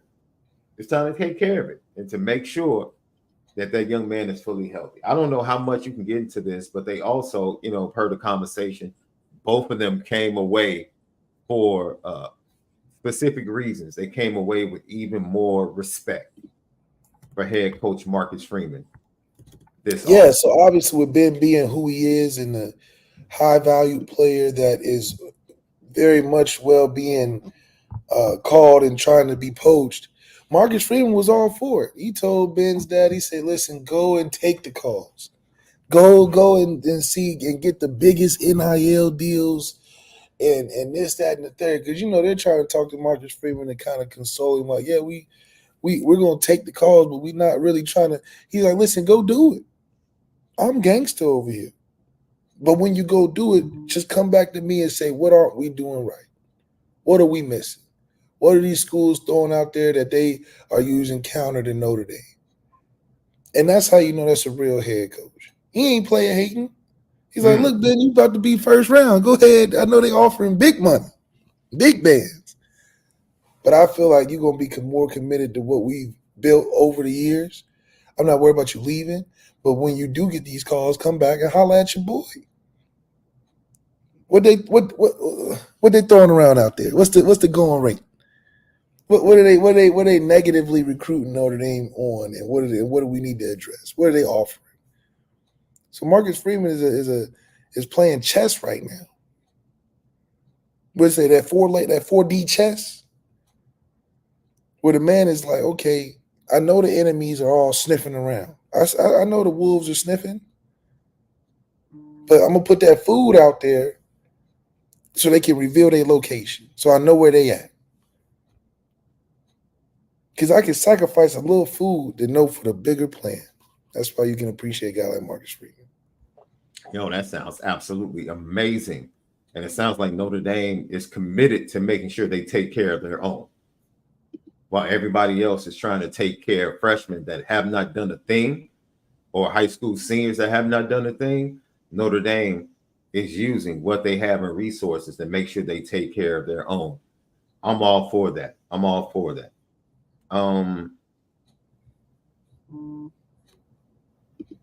Relax in the chat. Relax in the chat. These are how lies get started and end up on other message boards, especially concerning our show, Left, because people like to run with stuff.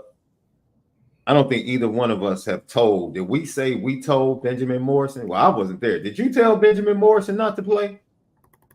What? No, I'm just asking a question. Did you tell Benjamin Morrison not to play?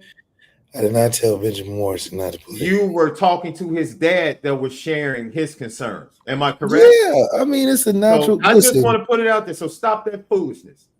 Stop. You haven't heard anything on this podcast today where we told Benjamin Morrison not to play. Malik is sharing his conversation with Benjamin and his father's concerns with his son's future, which he has a right to do. He doesn't care about Notre Dame fans. His major concern is his son, his career, and his future.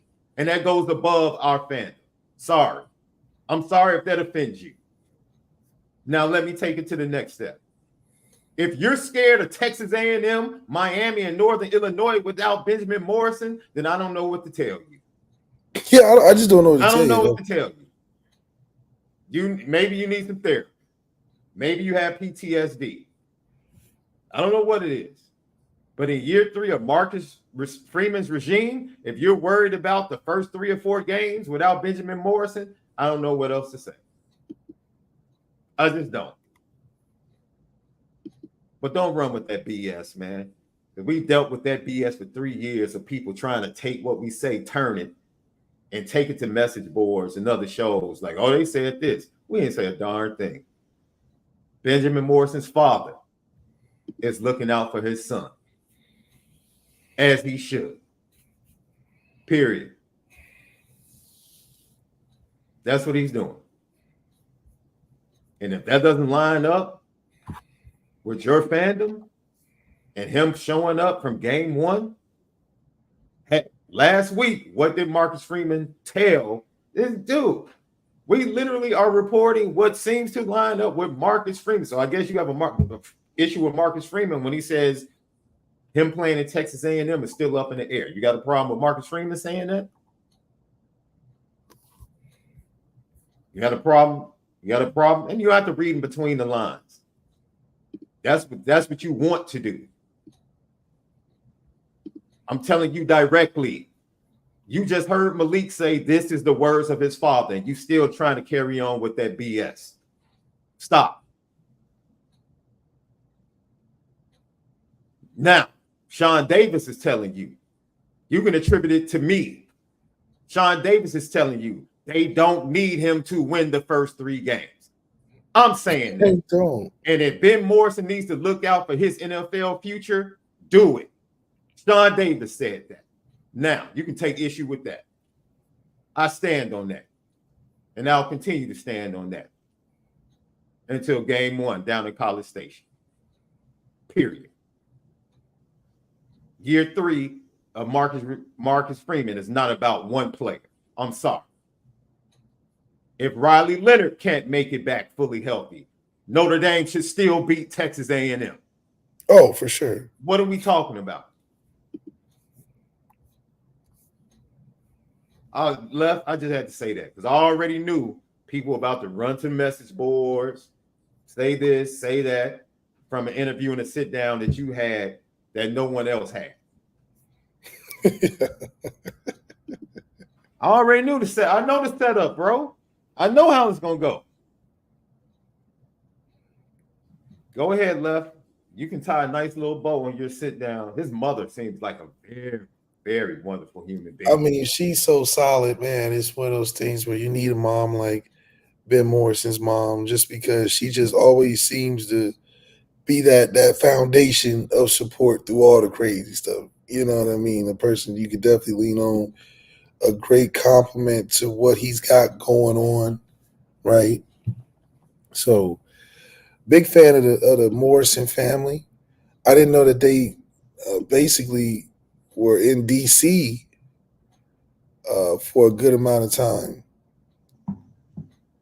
So that's something I didn't know. They would, I think, they grew up there for like 21 years or something like that. So that's Oh pretty man, cool. see that's important. That's important to know. He's a DMV dude at the root. Yeah, they had DMV family. So Okay, they yeah, I really, never knew that. hey, Left they the really solid. DMV, went out west, better opportunity. That's Yeah. what's up. That's what's up. So big, I like I love said, that. big fan of them, man. Shout out to the Morrison family for allowing me to come through.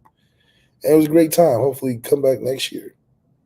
I know you're gonna give us a breakdown of the training table. I know they had to have some snacks. You said you're gonna get some. I know. Come on, at camp they gotta have some snacks. Oh no! I know you're gonna give a food analogy or something. No, it was a really good camp. I mean, they just had the kids come through. They all got the shirts. I mean, they all got a lot of that stuff is that they want those pictures with Ben Morrison. They coming for the pictures. That's what's up. So it was cool to see him get the I'm long a different line. person. I would have been looking for the snacks. What's the snacks? What we eat? They definitely have it next year. Probably bring out some food trucks or something. But well, first football camp, it was really impressive. Man, I like that. I like that. Once again, yeah. Is there anything else? Go ahead. Any other tidbits? Your conversation. Oh man, they're just excited, man. I mean, they have a quiet confidence about what they can do this year. It's one of those things like, oh yeah, we'll be all right. You know, we ain't hurting for any aspect. So I'm excited to see what they roll out there for sure. Man, I love Roosevelt, man. You know how Roosevelt, man, just beats a dead horse because he doesn't have anything else. Because Miami's so terrible right now. Actually, no, Miami has they're so terrible the last 2 years. Let me give you this stat. Because Roosevelt can never, I always hit him with stats and then he gets real quiet and always goes back to the same argument. Like in that old 88. That's all he has. Let me hit you with the stat. You realize Miami is tied for third for the most 5 stars on the roster the last 2 years? You realize that? No, I'm fourth. The tie for fourth. Yeah. Tie for fourth. Tie for fourth. With the most 5 stars on their roster over the last 2 seasons. And they're sub 500. I'll just leave it at that. Look at Lefty Puck. Yeah. See, the other ones are like Alabama, Georgia, teams that actually do something with the talent. See, Cristobal's a terrible chef. He got the best ingredients and it's stocked in his kitchen and don't know what to do with it. It's a horrible chef. Horrible cook. Horrible. Roster full of 5 stars. Just trash. Absolutely trash. How does that happen? Yeah. I want to see his response to that because those are facts. Because those are facts. Those are facts. He's quiet. Those are facts. What's the response? Exactly. Lucky Lefty podcast. Before we get out of here, Left, I want to ask you one question. Because with all of the hubbub around the weekend of rivals and hatred and, things that are going on, I want to ask the LL question of the day. Notre Dame fans, has there ever been a team because of rivalry or you're playing this particular team that you had to hate a player, but every other time you watched them play, you loved them? I got a couple left. Is there a player that you watched because they were on Michigan or they were on USC? You had to hate them. But every other time, Michigan or USC that I just gave not just Michigan, USC, just anybody in college football. Man, I was just enjoying the competition, man, getting to see some of the players that are playing today and then playing against the men. And I could never really hate, but seeing like Jameis Winston, really dope opportunity in college. This is before how funny he is now, but seeing him and Jalen Ramsey, I thought that was a huge mark of, this is the big stage. Yeah. That's really what it was. I'm like, this is really the big stage. It's about as big as you can get. I see the name. I definitely had Reggie Bush on my list. I'm sorry, ladies and gentlemen. How were you not a fan though? I was like, man, I'm a fan. Man, I'm gonna keep it funky. I love that dude when he played Notre. I was watching him against Notre Dame, like, yo, this dude cold. Yeah, this dude's a bad dude. This dude is cold. That's a bad man. That's a bad dude. Yes, sir. I was feeling that dude. Let me tell you somebody else, man. I couldn't stand Florida State, especially when that big game in '93. But man, I love Charlie. Charlie Ward was so smooth. Charlie Ward was so smooth, dude. Charlie, I would be scared to bring Charlie Ward around my girl. And he's just that type of dude. He's just that smooth. I'd be like, man, I can't bring you around my girl, man. I can't bring you around my girl. I can't. I tried to find a Michigan player that I was a fan of, bro, and I couldn't come up with one. I tried a Michigan State player. You know what I will say? There were a couple of hard-nosed Navy quarterbacks, bro, that I was like, yo, man, this is a tough son of a gun. I like this dude. A couple of old school Navy quarterbacks. I was like, yeah, man, I like the way this kid plays. Honey Badger, that's what's up. Honey Badger, that's what's up. I was a huge Sean Taylor fan in Miami. I was also I was a huge Sean Taylor fan, bro.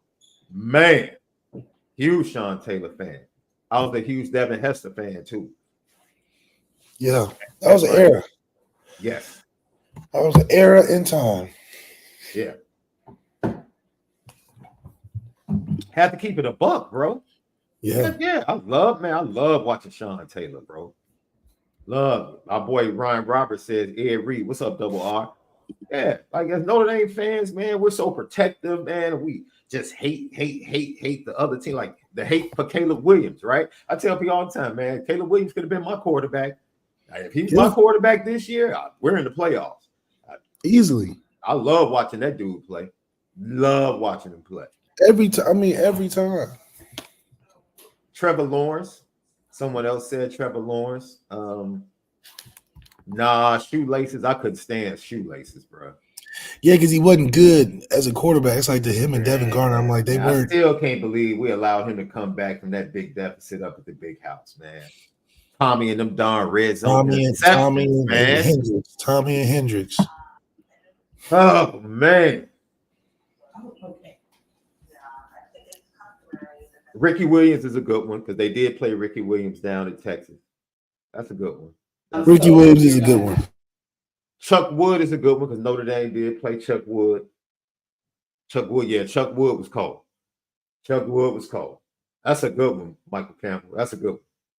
Chuck Wood was cold. I'm trying to think down through the years. Players that they were rivals, but man, I had to say, man, I like watching this dude play.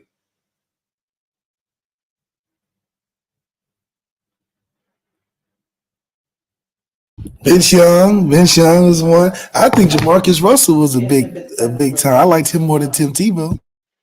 Jamarcus? I ain't really like Tim Tebow, man. I didn't either. As I said, I liked Jamarcus Russell over Tim Tebow. Right? When we get to the petty train, I'm going to explain why I didn't really like Tim Tebow. Because he charged $100,000 to come speak at events. That's crazy. No. First of all, I don't knock anybody's hustle, bro. If you're gonna pay me to come speak, I'm gonna give you 15 to 20 minutes and collect the check. Hey, if you feel like I'm worthy of that, no problem. You willing to pay that? That's all good. But yeah, those are just some. Man, great show today, Left. We gave you the breakdown of Noah Grubbs, his commitment. We talked about the Irish invasion, the recap. We also got into Benjamin Morrison's conversation with Malik Zaire, his takeaways from that, and also his father, who has some incredible things to say about Marcus Freeman, Christian Gray, and the team in 2024 and the expectations, and also him just protecting his son and looking out for his son as he returns from injury. And then LL question of the day. Feel free to hit us up at Lucky Lefty Pod on Instagram and Twitter and let us know players you love to watch, even though you felt like they were rivals or players on other teams. as a Notre Dame fan, some of the players in college football throughout the years that you love to watch? Ted Ginn Jr., that's a good one. Aaron Donald, I couldn't stand Aaron Donald. I've always told a story. I didn't think Aaron Donald was that good, ladies and gentlemen. That's my one miss of my career. That's my one miss. Again, he was going up against Zach Martin as another Hall of Famer, and I was like, I don't see it. Man, boy, was I wrong. Boy, was I wrong. Adrian Peterson is a good one, absolutely. Our condolences to the Allen family and the extended Dallas Cowboy family and the loss of the Hall of Famer Larry Allen. Man, videos of this dude like lifting 700 pounds going around. I think he did like 49 reps of 225. That's insane. That's insane. Sammy Watkins is another one. Lucky Lefty Podcast. Tap into us. If you have not subscribed, subscribe on YouTube, Lucky Lefty Podcast. That thumbs up, smash it for us. It helps greatly with the views. Leave your comments because we respond to all, positive or negative. We enjoy all of the chat. Was lit as always. As always. Incredible. Shout out. Our boy Roosevelt still has not responded to the stat I gave. He can't. He gotta go on Google and look up some research facts. Yeah, he's just real quiet. Yeah, real quiet. But we like them real quiet. We like them when they get quiet because now they got to think and not talk. Now they gotta use this and not this. You know what I mean? They like, wait a minute, Sean done stumped me with this one. You know what time it is, love.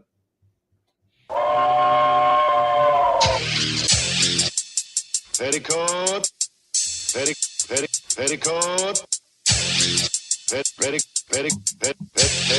Petticoat Junction.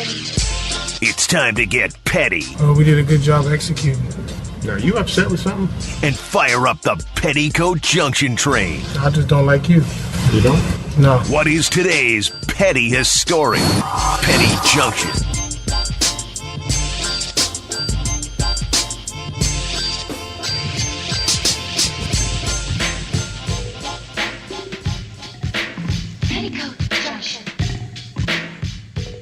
Petty Junction, Petty Story of the Day brought to you by ONORA Whiskey, ONORAWhiskey.com, that premium American whiskey, ONORAWhiskey.com. Left. I want to put the entire world on the petty train today, boy. I don't know if we can handle it. The entire world. The entire world. Y'all doing the most. I warned you 2 years ago after the LSU Iowa National Championship game for women's college basketball that if you kept going down this road, this was the type of foolishness that was going to happen. Yeah. Okay. I warned you 2 years ago, and everybody was like, "No, Sean, you're wrong." Man. I warned you 2 years ago to let the girls play. I said, let them hoop. Let them hoop. Stop acting like you need to protect somebody. Yeah. Let them hoop. This is hoop. This is what come to Chicago and go to open gyms all over the city. This is hoop. Yeah. This is hoop. The first time I ever got in the game, I got hit checked by another guard from Whitney Young High School and cursed in front of my mom. This is hoops. This is hoops. Mom that had to come. Said Mama had to hear that one. My mom that had to come down out of the stands and protect me. This is hoops. Yeah. My teammates came and got me, picked me up. My coach said something to me. I went hoop. This is hoops. It's a sad state because really it's a reflection of who we are. The two young ladies are going to go on their merry way. But we somehow get put in a position to just say the dumbest things in the world. Yeah. The dumbest things in the world that have absolutely nothing to do with basketball. Just the dumbest things in the world. What are we talking? Stephen A. now wants to talk about he's made careers, all this type of foolishness. Oh, he was salty last night. Then he comes back he comes back today with the pick in the back. Oh, he said something else today? Today, he comes back on the show with the pick in the back of his afro with the fist up in the air. Man, stop. Stop. No, he didn't. Just doing them. Yes, he did, bro. Just watch it. It's ridiculous, man. Ridiculous. What are we talking about, man? Stop. Wants to do editorials calling for arrest in the Chicago Tribune for assault. What are we doing? What are we doing? Someone actually took time to write an editorial in a prominent newspaper asking for an athlete to be arrested. What are we talking about? What are we talking about? What do you think about that, Sean? It's foolishness, man. Because no one really wants to talk about the layers and the nuances. No one wants to do that. So just leave it alone. If you don't really want to get down to the root and the nooks and cranny of this conversation, leave it alone. Because otherwise, it's a bunch of noise. And no one cares. No one truly cares. Because what you're trying to say without saying it is, no one cares about women's basketball unless it has something to do with this one individual. That's what the masses are saying. And they don't even realize how ignorant they sound. Yeah. That's what they saying, though. That's what they're saying. And it's disrespectful. It's ignorant. And if you have a young lady that's involved in sports, is that the message you really want to send? Is that the feeling that you want her to feel as she continues to play competitive sports, that the world really doesn't care about you? They don't care to watch you. It's despicable, man. What do we want? What are you talking about? And then for those people that want to put that message out there, let me explain something to you. This is simple business. Left, the investment is made before any type of business or stock explodes.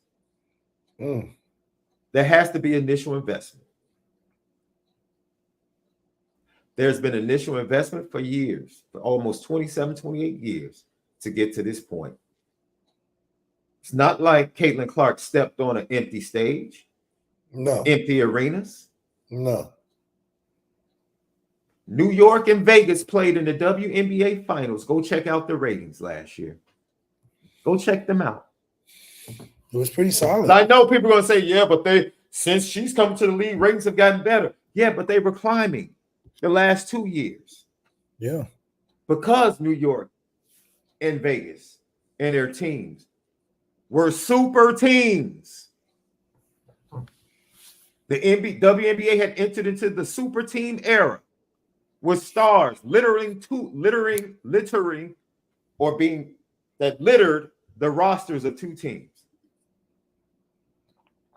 Facts. She stepped onto a wave that was already ascending. So thank you for increasing the wave. That's really what it was. Thank you for increasing the wave. That's how business goes. Ladies and gentlemen, may I introduce you to one Michael Jeffrey Jordan, who literally got his butt whipped and was told by vets, there's Mark Eaton, Larry Nance, that said this is a big man's league. There's no little man that could ever come in and lead a team to a championship. This is what the NBA vets said about Michael Jordan. He couldn't do it. They slammed him to the ground. The Pistons made rules. John Sally literally just said, what were the Jordan rules? Kick his A. Physically kick his A. And you know what Michael Jordan said? That made me a champion. He credits the Detroit Pistons and their physical play for turning him into the player that he became. My advice to Caitlin Clark, take it all in. Take it all in. And go kick their butts. And go win championships. And watch the WNBA explode. She definitely don't got fans. It's going to explode, but it's only going to explode when you win. You have to win. You have to get to the mountaintop. And when that happens, don't listen to all these foolish people trying to act like they have your back. That's a bigger interior issue that they have. They've been wanting to say things for years, and you're just the perfect person for them to get that out of them. That's all it I'll is. call a spade a spade. It's not even about you, Caitlin Clark. It's not. You're just the pawn they're using to say what's on their heart and what's been on their heart for years. For a long time. For a long time. Facts. Facts. Because they never watch. They don't care about women's basketball. They really don't care about you. They just want to use you to say what they feel about things in this world. And you're the perfect opportunity for them to speak their truth. They've been It is what it is. For a while, yeah. Yeah, I see past the BS, bro. You said you see past it? Yeah, I see past that BS, bro. That stuff is in the hearts of people. Yeah. When you start making stuff on both sides, love, on both sides, when you start making stuff about race and all that stuff, it's basketball, man. What are we talking about? It's basketball. It's basketball. Our young ladies from Middle America that might not be as athletic, are they going to be more encouraged when they see someone like Caitlin Clark? Duh. Yes. Yes. Are young girls from the inner city of Chicago going to be more encouraged when they see somebody that looks like them and moves like them, like a Hannah Hidalgo or a Juju Watkins? Yes. If I was a girl, I'd play if I saw Juju. Yes. People watch who they can relate to. Breaking news. Wow, breaking news. Breaking news. Do I expect people in the state of Wyoming to watch reruns of Martin? No. No, but I do. Still to this day. Still to this day. What are we talking about, man? Why are we acting like we don't know how things move in this country? How people move in this world? It's 2024. Come on, stop. Angel Reese became a heel because she defied Caitlin Clark in front of millions of fans. And to say, what did I tell her? Stop crying. What did you think was going to happen? When you did that to that girl in front of millions of people, what did you expect to happen? Yeah, what you expect? I say the same thing. I've been getting threats. Are you kidding me? Yeah, I say, listen, Sean, I'm on your side. Come talk to brothers that really care about you, that would literally tell you the truth. Like, you can't do that to her and not think that a certain segment of the population is going to be full of vitriol and ignorant in the way they react to you. That's the truth of the matter, man. That's the problem I had. There was no one around Angel Reese willing to tell her, this is what you're going to have to deal with. No. When you slapped Kennedy Carter on her butt as she came to the sidelines after flagrant fouling Caitlin Clark, you know what's coming with that. Don't act strange about that. And she hasn't. I'll give her credit.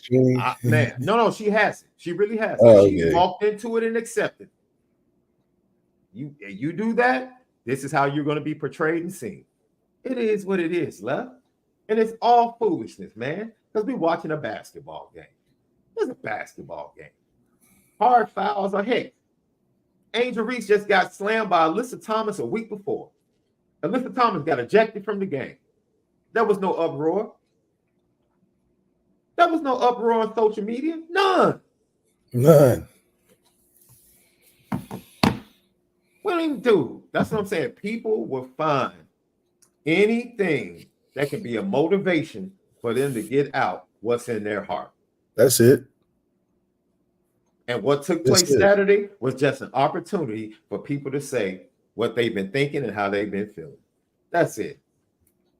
Because all it was a basketball game. It's a basketball game. She didn't even draw blood on the young lady. Didn't even draw blood. She didn't draw blood. It's a basketball game. Ladies and gentlemen, please come to Chicago. Call me up. DM me. I'll take you to an open gym this summer. You're going to see that every game. Every game on the high school level. Just, man, trash talking, chest bumping, elbows, hip checks. Man, if that's not a basketball play. Hey, that's how it's like here. It is what it is. I don't know what it's like everywhere else. But I applaud Caitlin Clark. She knows what it is. She knows what it is. She knows what she stepped into. You know what the problem is, Left? You know what her biggest problem is? What's the biggest problem? See, I tell you all the time, Left, I don't care. You know when the NBA exploded? When Michael Jordan won his first championship and then went to the Olympics. It went to the Olympics and then it became world. Yeah. Boom. Why? Because he was a winner. He was at the top of the mountain. He wasn't just potential. He was manifestation. Caitlin Clark is all potential right now. That's all she is. Yeah, she's all potential. She's all potential right now. She has to climb that mountain, bro. Yeah. She's going through the same thing that the Nafisa went through in Minnesota. And now Nafisa Collier is a true WNBA MVP candidate that has the chance to get to the top of the mountain. Nobody's talking about her, though, bro. Nobody's talking about her. Nobody's talking about 22-14, 23-14 that our girl is averaging out there in Las Vegas, back-to-back champions, with a strong possibility of winning 3 in a row that's only been done by the Houston Comets.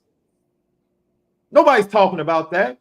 Those are huge stories. We want to talk about a foul. That's what we want to talk about. We want to write up editorials about how people should be arrested about a hip check that drew no blood. This is man, it's foolishness on both sides.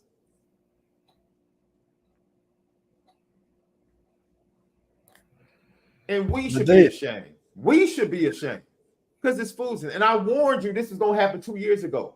I sent out the warning 2 years ago, Left. 2 years ago. 2 years ago, after the LSU championship game against Iowa, I said, don't do this because this is going to happen.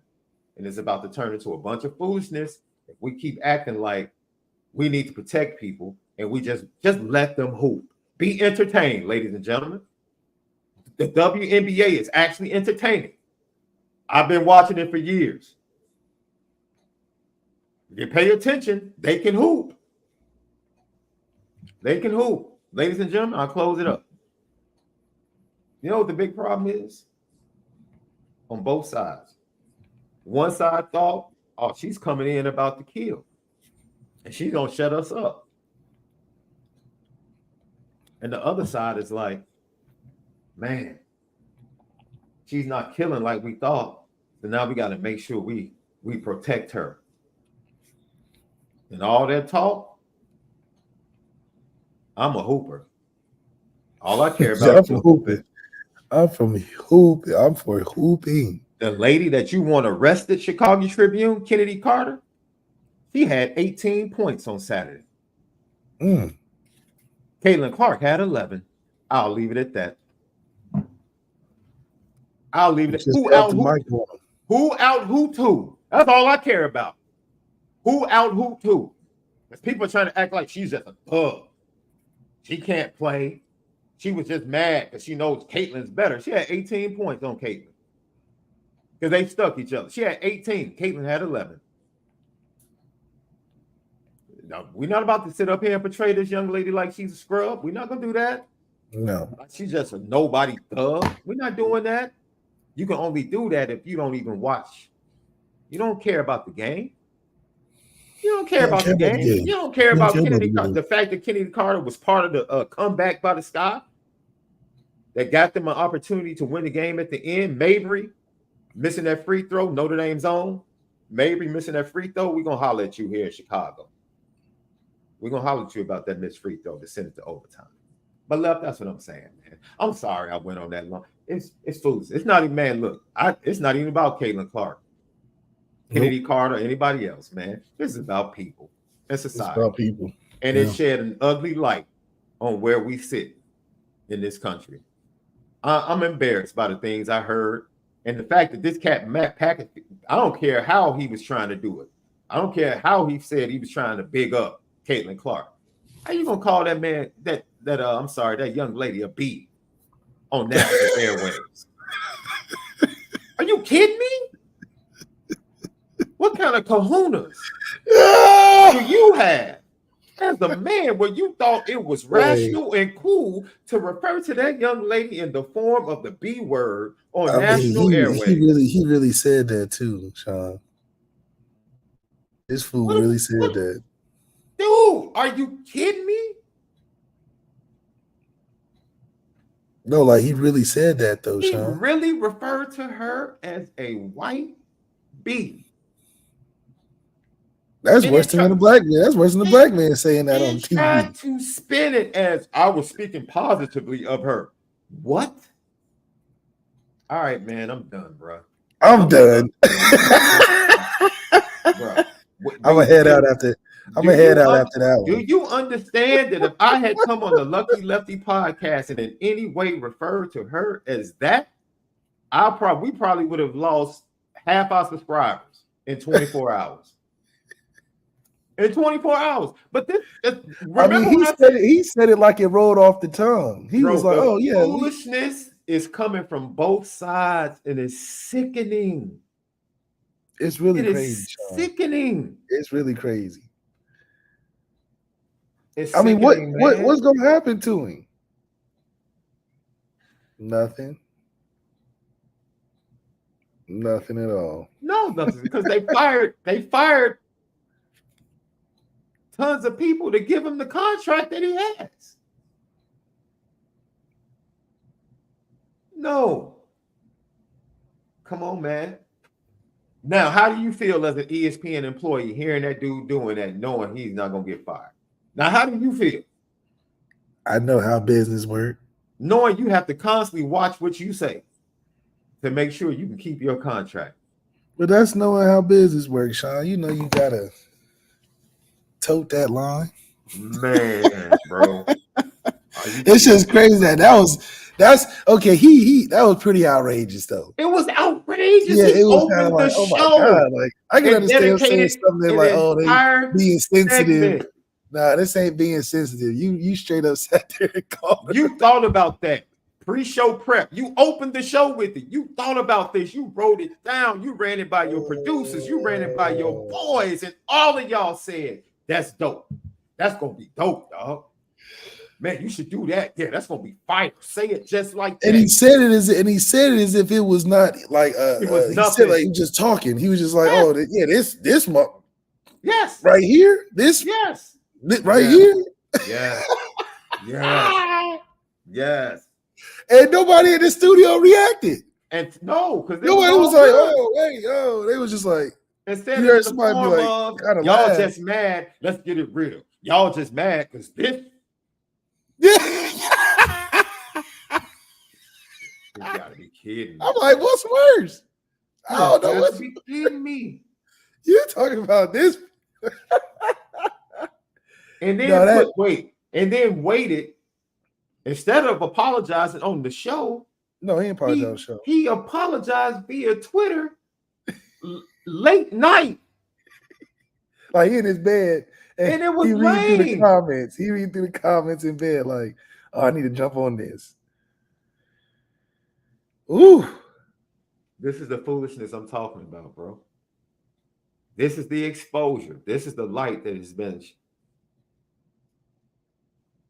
placed upon the hearts of people in society today. And this is what came out. This is what came out of the darkness. This is what came out. This is the social cicada of this season. That's a bunch of noise.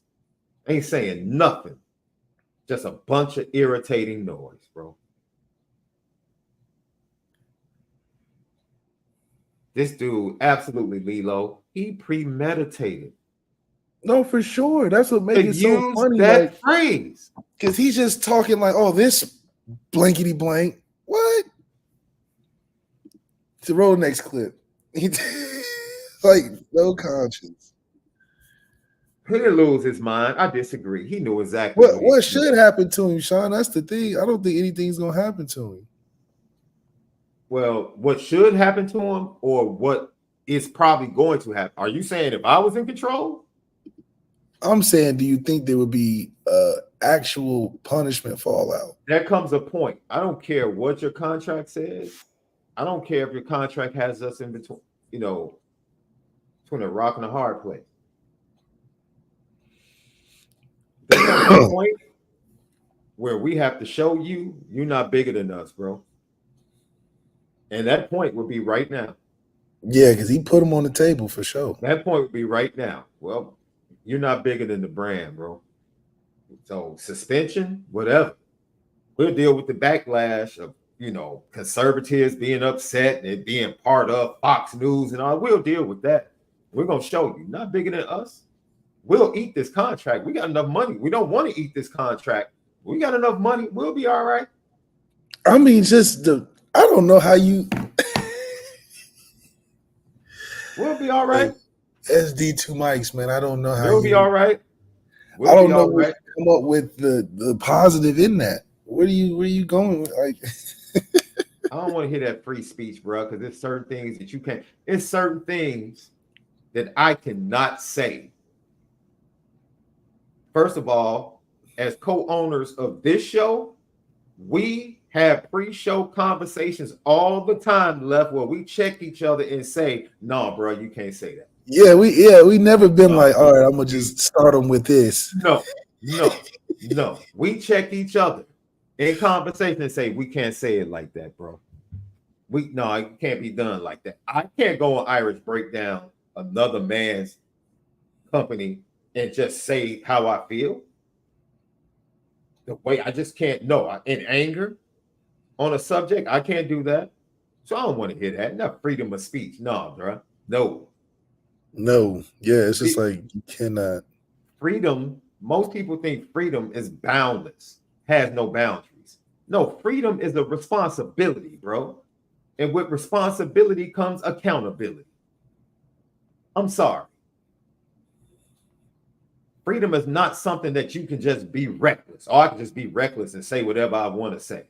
Man, yeah, it's definitely different for everybody. 100%. Oh, no, yeah, it's definitely different for everybody. 100%. 100%. I have the freedom to say whatever I want to say to my wife. But I tell you what, it's a certain part of the language that's real dangerous if I go down that route. I can tell you that. Yeah, it's just like she's from the wild hundreds. I can say whatever I want to say, but I'm treading on, man. I'm in dangerous water. You can say you can do it. When they say you can do it. Yeah, mess around and drown if I go there. If I can drown if I want to. Yeah. I can say what I want to say. Okay. Go right ahead. And hopefully they pull him into an office or get him on the phone and say, "Hey, man, we're going to find you, bro. We're going to find you. We're not going to make it public because we understand your intent was actually to stick up with Caitlin Clark." But man, I don't see how me or you doing that get out of there alive. You are left. That's an entirely different podcast. We'll say that for Three's Company. Oh, we should. Because Ken Gibbs, he probably was part of that. You already know. I'm just trying to boost her up. I'm telling this. I'm telling the decision makers. I'm just trying to boost her up, guys. Left. What do you mean? Let's keep it 100. Let's make it applicable to. Let's make it applicable to the dome. Notre Dame football players can't move like other college football players.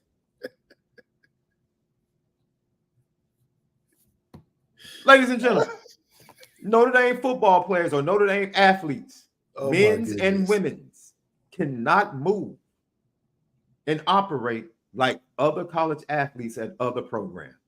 They cannot. No. The brand is bigger. The brand is the brand at the University of Notre Dame. Come on, man. Come on, man. I've seen college athletes use expletives in post-game press conferences at other schools. Notre Dame, you're gonna, man.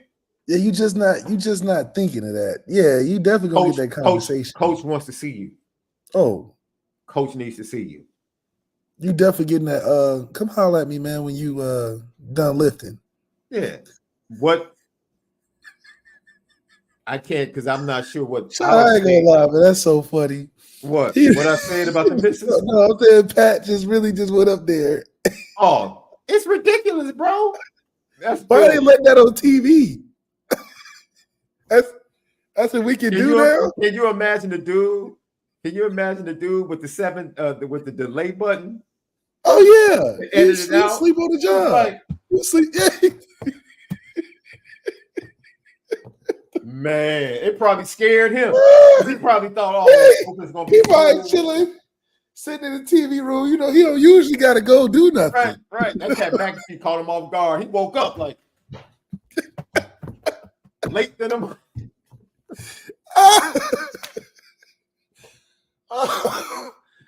Oh man, that's what happens when athletes get into that media space, being non-journalists. Man, you know, they got that shit. What they do with Draymond? They was like, Draymond, you talking too crazy as a player on this inside the NBA. We ain't talking to no inside NBA after the game. Man, I don't blame him. That brother, man. Yo, I can tell you this. The producers, for that to get out, yeah, they got pulled in. Oh, they definitely got called. They definitely got pulled into a phone call in a meeting. Like, hey, what happened? Hey, did y'all forget y'all working? How did that get out? Oh, yeah, they definitely got a call. Oh, for sure. They definitely, man. What do you even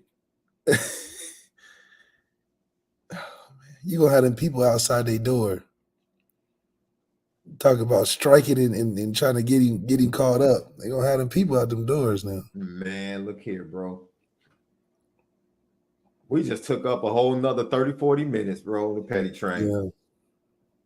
But yo, I'm not too. I love. But what did I also say, Left? Remember I critiqued her game? Yeah. After they lost to South Carolina, and I said she can't defend. She's not used to defending. I used to defend. Oh, well, they're gonna put her on them islands. Iowa hides her on defense. They play zone on defense to help her out. I said those step back threes, they're going to be a little bit better contested. She's going up. Oh, they contesting them too. They're picking her up 94 feet. She's never faced that consistently. Now you're getting 8 points, 11 points, 8 points, 7 turnovers, 6 turnovers. Yeah, but she just broke the record for freshman points. Yeah, she's also about to give you the most turnovers by a rookie in the history of the WNBA. That's what she's on pace for. Like, yo, she on her Peyton Manning throwing the most picks as a rookie. Yes, the struggle is real, but yo, young lady, this is your path. No. This is your path. Just like the Pistons were the path from Michael Jordan to his greatness. CC, this is your path to greatness. If you embrace it and win, the world is yours. But you got to win.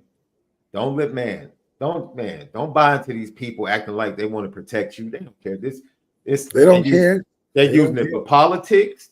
They're using it for their principles. They're using it to speak how they feel. That's all they care about. They don't care about you like that. They weren't following you freshman year at Iowa. They don't care for you like that. I'll tell you the truth. And I don't need to look like you to tell you the truth. I'm going to keep it a bean with you. They don't care about you. They don't. It is what it is, man. Lucky Lefty podcast. Somebody said Cam Newton needs to be on the petty train. I don't know why I left, but I don't know what Cam did. Put him on the petty train. Cam is always saying something wild. So just put him on the petty train, man. Oh, hey, man. Is your boy going to do, because the last 2 features he put out this past week were really huff. Really huff. Oh, my God. Discombobulated, man. Man. He gave the okay. He gave the okay for that? He's falling off like Lil Baby. Man, it's bad. Is he falling off like Lil Baby or The Baby? No, Doug Baby still he can rap. Yeah, The baby can rap. The That's baby true. can rap. Little Baby can't rap or make songs anymore. So, you know, it sucks with how you have it so fast and then you can lose it so quick. Yeah, when you see other artists tweeting out, nah, bro, this ain't it. This ain't it. Other artists was tweeting that out? Yeah, other artists are tweeting out like, nah, bro, this ain't. No way. You need somebody. I forgot. Was it Thugger? It might have been Thugger that was like, yeah, you just need to go. You need to let us miss you for a little bit.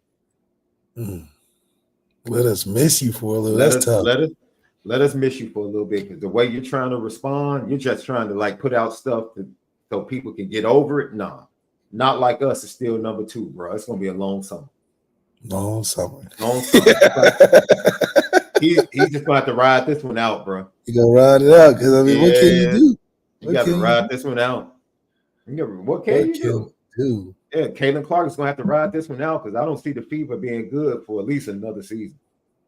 Oh maybe 2. Maybe 2. Yeah.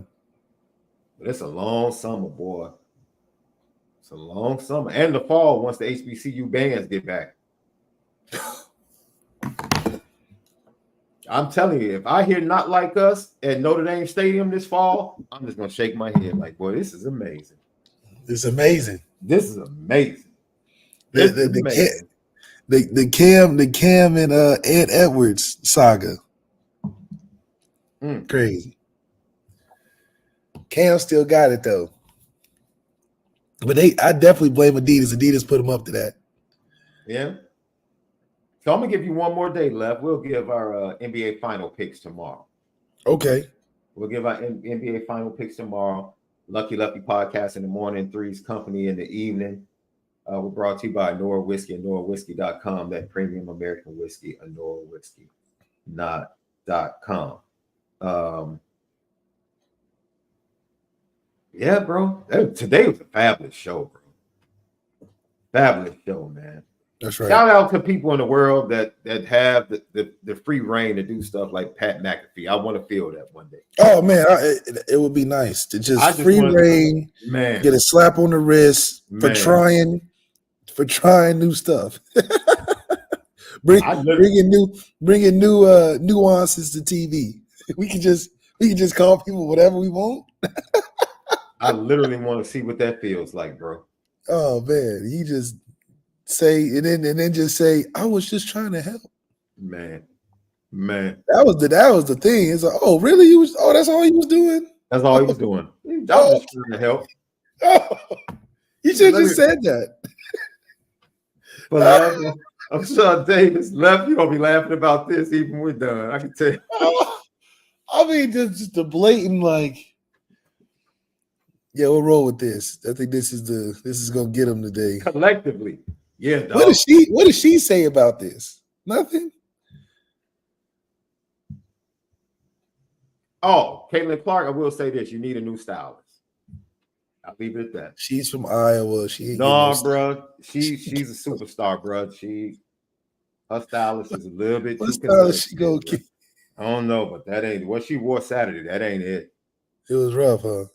That's not it, man. We'll see you guys tomorrow. Spend it different today.